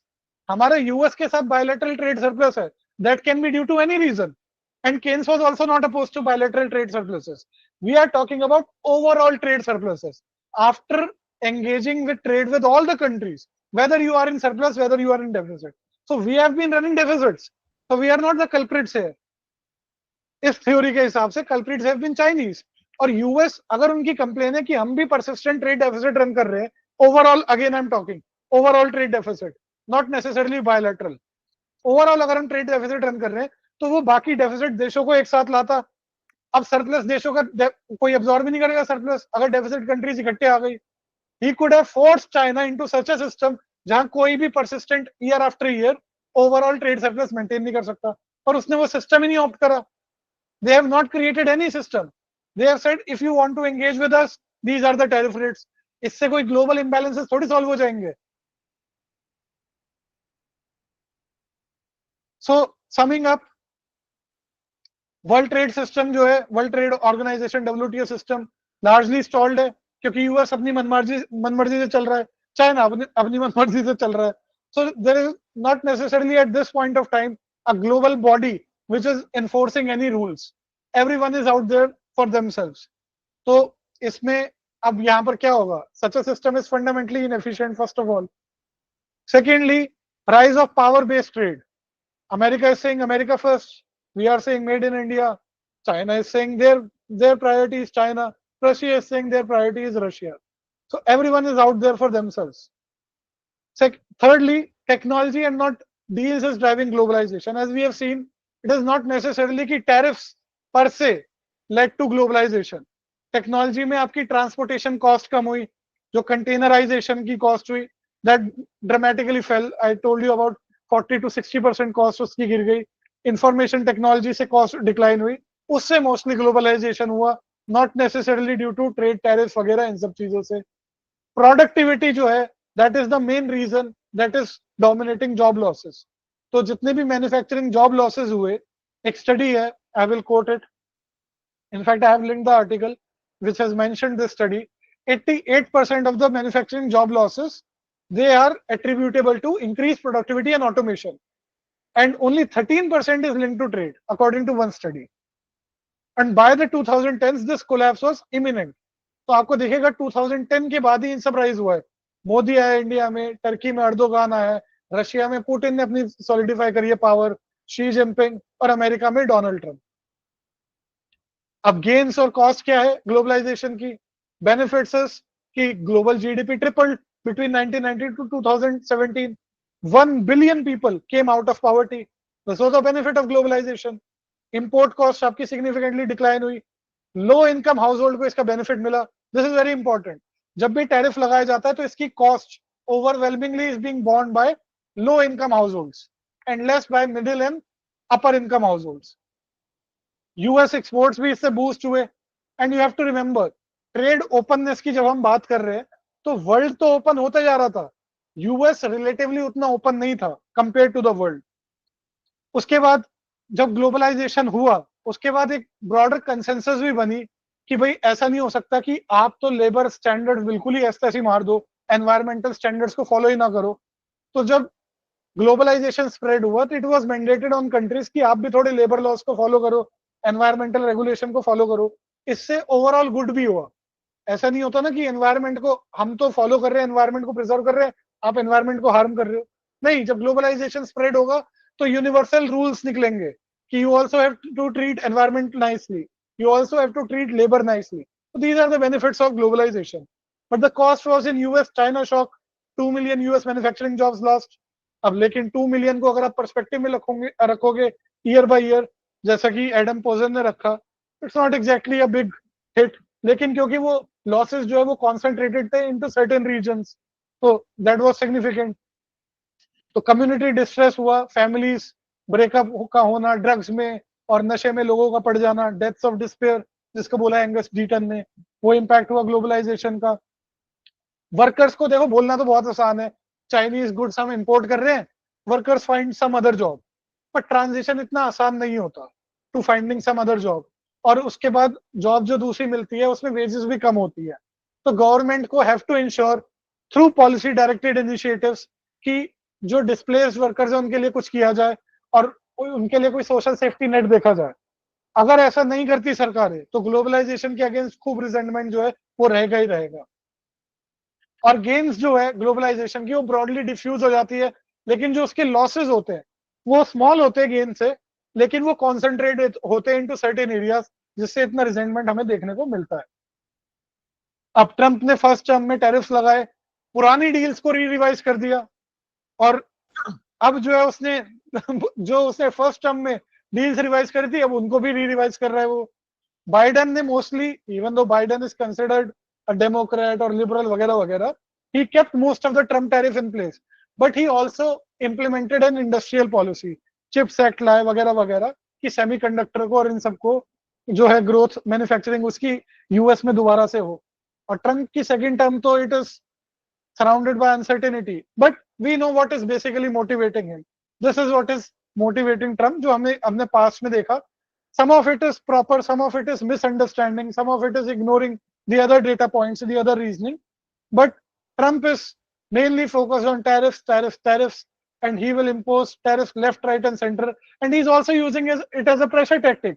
We have seen in the case of India कि भाई Russia से आप import करते हो तेल को, आप पे 25% टैरिफ. ब्राजील में क्या कर रहा है ट्रम्प? ब्राजील में there is a leader called Lula who is in power right now. His opponent Bolsonaro, उन्होंने कू अटेम्प्ट करा था against Lula and he was found guilty of that, so he was in prison. Trump is saying release Bolsonaro or else I will impose 50% tariff on Brazil. So he's using tariff even as a form of coercion for other policies. The economic fallout है उसका, we are headed for inflation, we are headed for inefficient system, rising costs, etc., etc., more protectionism, more return of power politics. And the way forward is जो कि I think his name is what? Let me just check him. Michael Froman. Yeah, Michael B.G. Froman. So what he says is, क्योंकि rules have disintegrated, now we have to find rules outside the rule-based system. So we will have to form coalition of the willing. Coalitions बनेंगी multiple. आप देखोगे BRICS बन रही है, और भी अलग अलग coalitions बन रही है. कुछ liberalization में भी clubs बनेंगे, restriction clubs बनेंगे. और WTO का जो टेक्निकल फंक्शन है वो तो सिर्फ डिस्प्यूट रेजोल्यूशन तक हो जाता है, लेकिन अब वो भी डिसरप्ट हो रखा है. और डोमेस्टिक इंपेरेटिव्स बनेंगे. एक टर्म यहाँ पर इन्होंने यूज की है, प्लूरिलैटरल रूल्स. प्लूरिलैटरल रूल्स माने एक कुछ संगठन के अलग रूल्स है, दूसरे संगठन के अलग रूल्स है. There is no universal single rule based order. जो अलग अलग अलायंसेस बन रहे हैं उनके अलग अलग रूल्स बन रहे हैं. तो this is the future that we are headed. The final comment that I have to make on this is कि Donald Trump की जो political trajectory है, that is not an anomaly. It's not as if Donald Trump came out of nowhere. It is part of broader global resurgence in nationalist sentiment, emphasizing national interest over global integration. A fluid world order will emerge. Current international system जो है वो ना ही unipolar है, bipolar भी नहीं है, multipolar भी नहीं है. It is rather a dynamic, leader-driven system, civilization framed arrangement characterized by constant shifts and individualized leadership, जिसमें इंडिविजुअल का रोल बहुत ज्यादा इंपॉर्टेंट है. और पोटेंशियल सेकंड टर्म की आउटकम्स क्या हो सकती है ट्रम्प की? ग्लोबल कॉन्फ्लिक्ट्स या तो एस्केलेट हो सकती है थ्रू एग्रेसिव पॉस्चरिंग, या फिर series of art of the deals करके ट्रम्प जो है वो आपका डिप्लोमेटिक स्टेबिलिटी को इंश्योर कर सकता है. So these are the references that I have embedded in my presentation. You all can follow my page Pure Economics on Instagram, follow me on YouTube, Keshav Bedi, and you can also buy this presentation at my WhatsApp number, which I have embedded in this link, 7678333293 for 99 only. I am open for some questions now, if any. Yes, sir. Yeah, of course. Thank you, sir, for this insightful and thought-provoking session. You have not only unpacked the complexities behind Trump tariffs, but also helped us look at the larger picture of global trade and power dynamics. I guess all of us have gained a lot of clarity and new perspectives today. As with that, I guess we can conclude the session and we can open the floor for questions. In the registration of G forms, we had put a slot for questions. So I'll be reading out some of the relevant questions. Actually, there are a lot of questions, and while I was going through the questions, you had answered almost 90% of the questions within your speaker's time itself. So actually, there are very less questions on the list. I think if anyone has questions, I think we have also. I thought, I have also, I think, exceeded a lot of time. People must be bored by now. We started at 7:05 or 7:10, and now we are at around 9:09. So, I mean, if there are no questions, we can also close the session if you want. We'll take around 5 questions for today. Sure.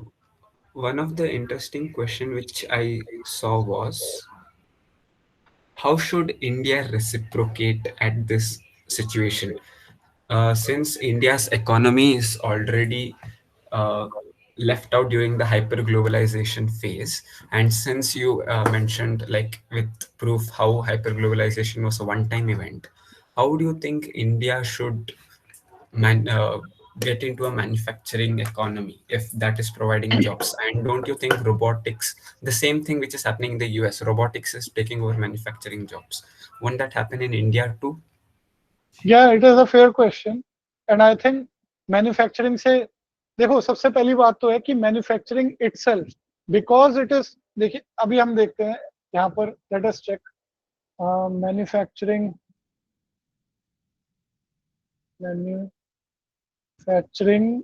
In India It's 22% if I'm not wrong. No, it is down to I think 12 or 13%.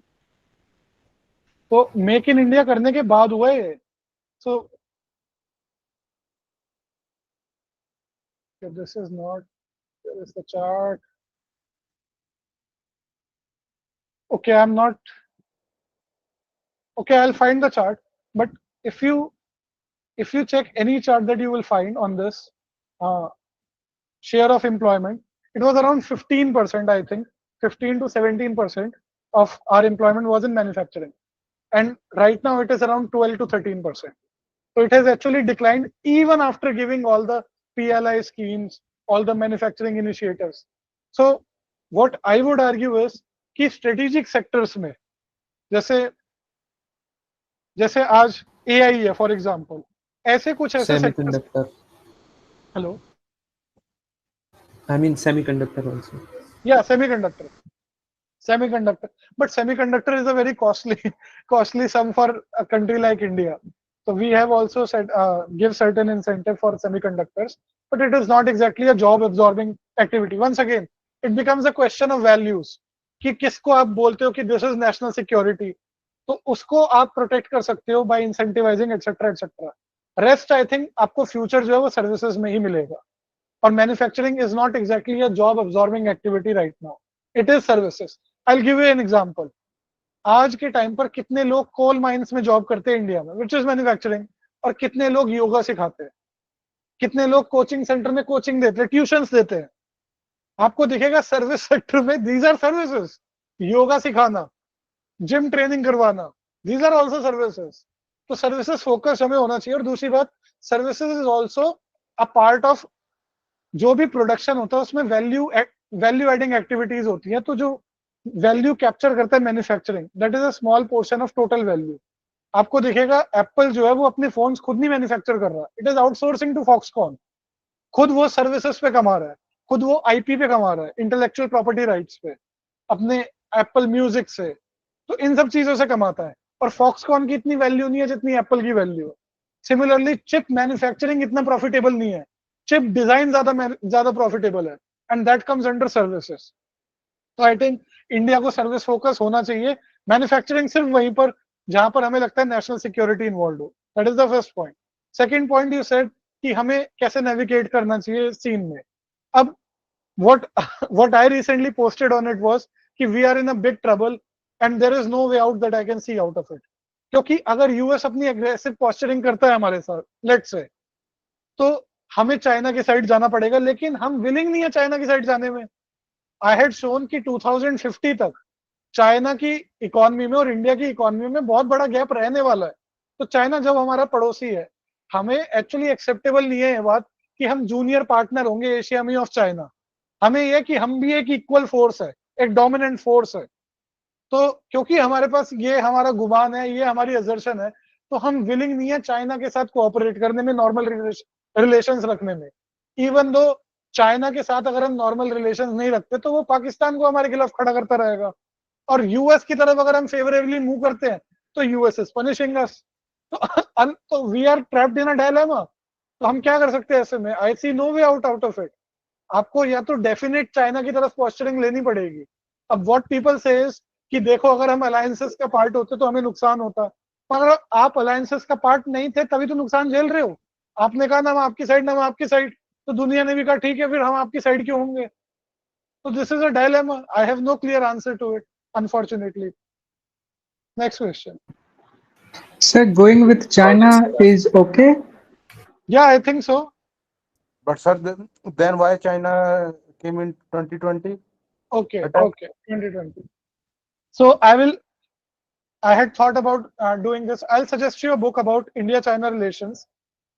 देखिए, India China के बीच में tension का main शुरुआत कहाँ से होती है? 1962 की वॉर से, करेक्ट? Yes, yes. 1962 की वॉर के पीछे कारण क्या था? आप बताएं मेरे को. I think misunderstanding Misunderstanding about what? about borders. I think it was like everything got accumulated when the Britishers left India. Then they didn't like made a permanent solution for the border, and then there is a regime change in China. They then like whatever Britishers said it is the border. China, New China says that no, I don't believe in this border, and then there's Tibet incidents, and then everything gets accumulated. I Yeah, think that is what. I'm actually surprised you know this because this is not general knowledge among Indians. जो most narrative है India का वो ये है कि Nehru was too naive. He said Hindi चीनी भाई भाई, and then they stabbed us in the back. But actually reality was this, what you are saying. Britishers never had a clear defined border with China. क्योंकि हम British India का part थे, and when Britishers left, we insisted कि borders are already clearly defined. And China said they are not. Let us discuss it. And we posted our soldiers along those lines. That is what prompted 1962 war. और जब उसके बाद China ने हमला करके unilaterally खुद से सीजफायर भी डिक्लेयर कर दिया कि now let us discuss this. तो इंडिया में ये बहुत बड़ी प्रॉब्लम है. हम हमें क्योंकि दूसरे का पर्सपेक्टिव ही नहीं पता, हम इंसिस्ट करते हैं कि भाई जो हम कह रहे हैं वो हमारा है. बट चाइना के साथ यही तो मेजर डिस्प्यूट है, क्योंकि हमारी वेल सेटल्ड बाउंड्रीज नहीं है और क्योंकि हमने अपनी डोमेस्टिक पब्लिक को इतना बेच दिया ऑलरेडी कि दिस इज इंडिया और ये बॉर्डर हमारी इंडिया की हद से. Why should Chinese accept that? तो उसकी वजह से मिसअंडरस्टैंडिंग होती रहती है. चाइनीज क्लेम किए हमारा हिस्सा है, हम क्लेम करते हैं हमारा हिस्सा है. तो we are not willing to resolve those issues But क्योंकि चाइना एक पावरफुल फोर्स है. तो मे बी चाइना आज जो डिसीजन होगा हमारा बॉर्डर का, may be China will get upper hand in it. लेकिन these matters are not as if these are not ऐसा नहीं है कि ये इश्यूज को हम रिजॉल्व नहीं कर सकते. Even after our border clashes with China in Galwan Valley, how much is the trade that we do with China? आप देखो तो सही level of imports that we do from China. That does not seem to be stopping us from importing from China. वहां तो we are comfortably willing. लेकिन to have normal relations with China, let's say having a security arrangement, having a regional arrangement with China, Pakistan and India, वहां हम comfortable नहीं है. क्यों नहीं है वहां पर कंफर्टेबल? दैट अब ये नर्वसनेस है इंडियन पॉलिसी मेकर्स की, इसमें क्या कह सकते हैं. And according to analyst like Praveen Soni, वो तो कहते हैं कि इंडिया की नॉर्मल रिलेशनशिप हो ही नहीं सकती चाइना के साथ जब तक बीजेपी पावर में है. व्हाट कैन वी से? Yes, sir. Actually, I read somewhere or heard, I'm not sure, that these of Western countries they draw a line and says it's a border, but in our like when we look for our history, then the border is not something drawn by a line. It is regionally different. Exactly. I'll suggest you a book on this. I was actually reading this a couple of weeks ago. There's a book by Maxwell, Neville Maxwell. I think it's banned in India, but I'm sure you can buy a free. You can get a free PDF from online. It's called India's China War. India's China War. उसमें वो detail में जाता है इसके अंदर. He goes into great details कि border क्या होता था, what was it understood to be. Sometimes it used to be a no man's land कि वो vacant area है and that was assumed to be border. Not exactly a line, but certain region that is lying, वहां पर ना हम है ना आप हो, and that is border. तो border के ऊपर he has done extensive writings on this कि what used to be border in India. So I think you will benefit from reading that book, India's China War by Neville Maxwell. Yes, sir.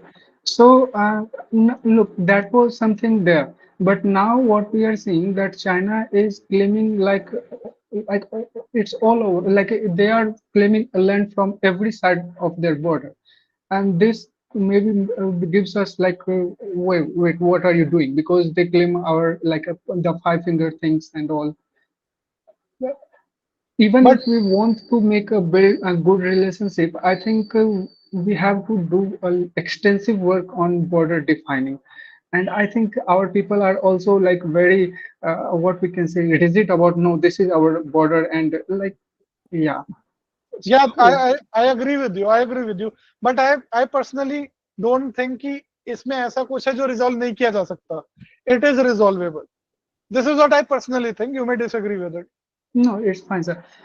तो so अगर हम लोग border disputes को clear कर लेते हैं तो फिर हमारे लिए अभी बेहतर पार्टनर कौन क्या हो सकता है, क्योंकि किसी कहीं पर मैंने सुना था कि we must go with America USA because they will provide us technology और everything that we need to grow further. But then China again, China is coming and they are saying that why we are going with them, we will give you same too. So What? I'll तो ये एक बहुत interesting point है technology transfer का. Actually the complain of current US administration is precisely that we will not transfer due technology. वो कह रहे हैं हम क्यों करें टेक्नोलॉजी ट्रांसफर आपको, जब हम for example defence equipment US से लेते हैं. We insist that you transfer your technology to us. Can also insist, जो बाहर से वो ट्रेडिंग करते हैं, they also insist on technology transfer.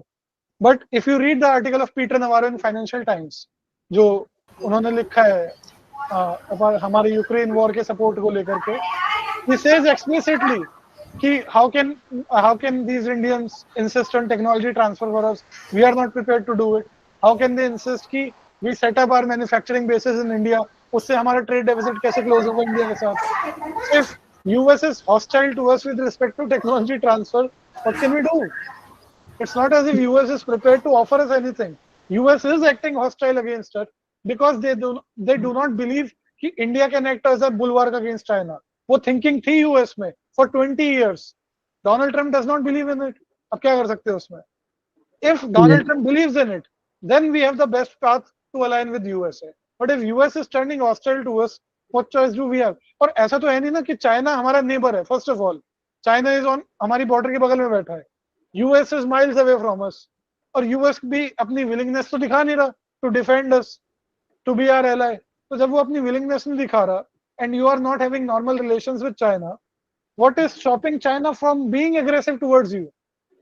That is what I am saying. और ऐसा भी नहीं है कि 2050 तक you are materially changing your position in such a way that you become equal of China. वो भी नहीं हो रहा. तो जब वो भी नहीं हो रहा, तो why are you not on good terms with China? हमारी basic assumption ये है कि China is out there to get us. This is the basic assumption.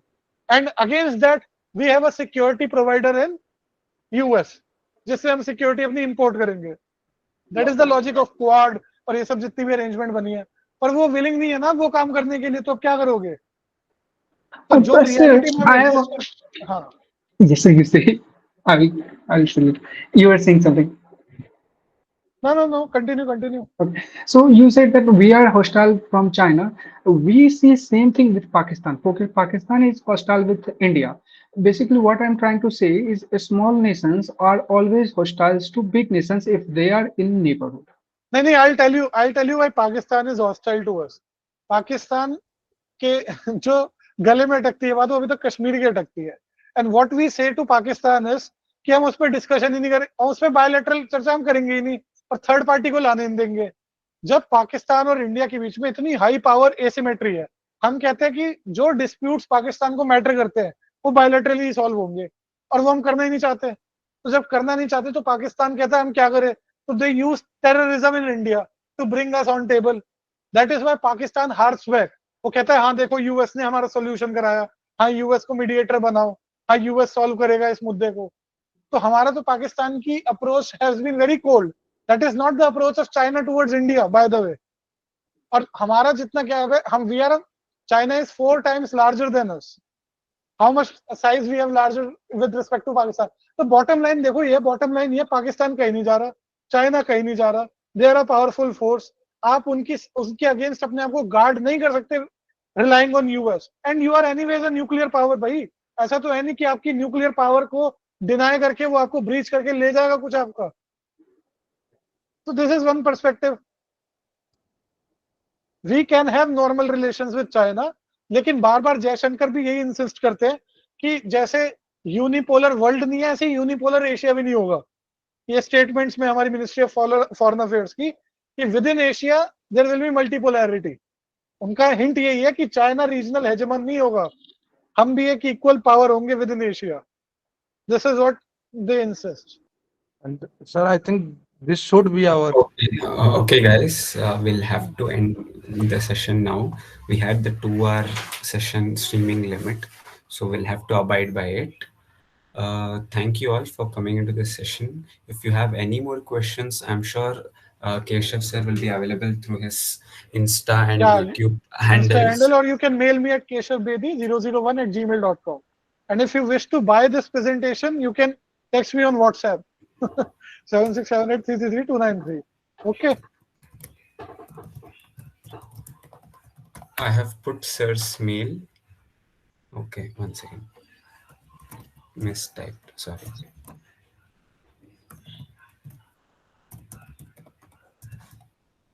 I've put sir's mail ID in the chat box.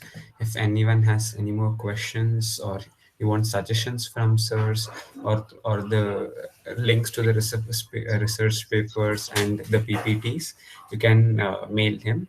I'm pretty sure he'll address your request. Once again, thank you very much, Keshav sir, for enlightening us with such deep economics and making such complex topics very easy for us. Thank you for having me once again. Sure, sir. We'd love to have you once again. Thank you. Bye-bye. Bye. Thank you, everyone.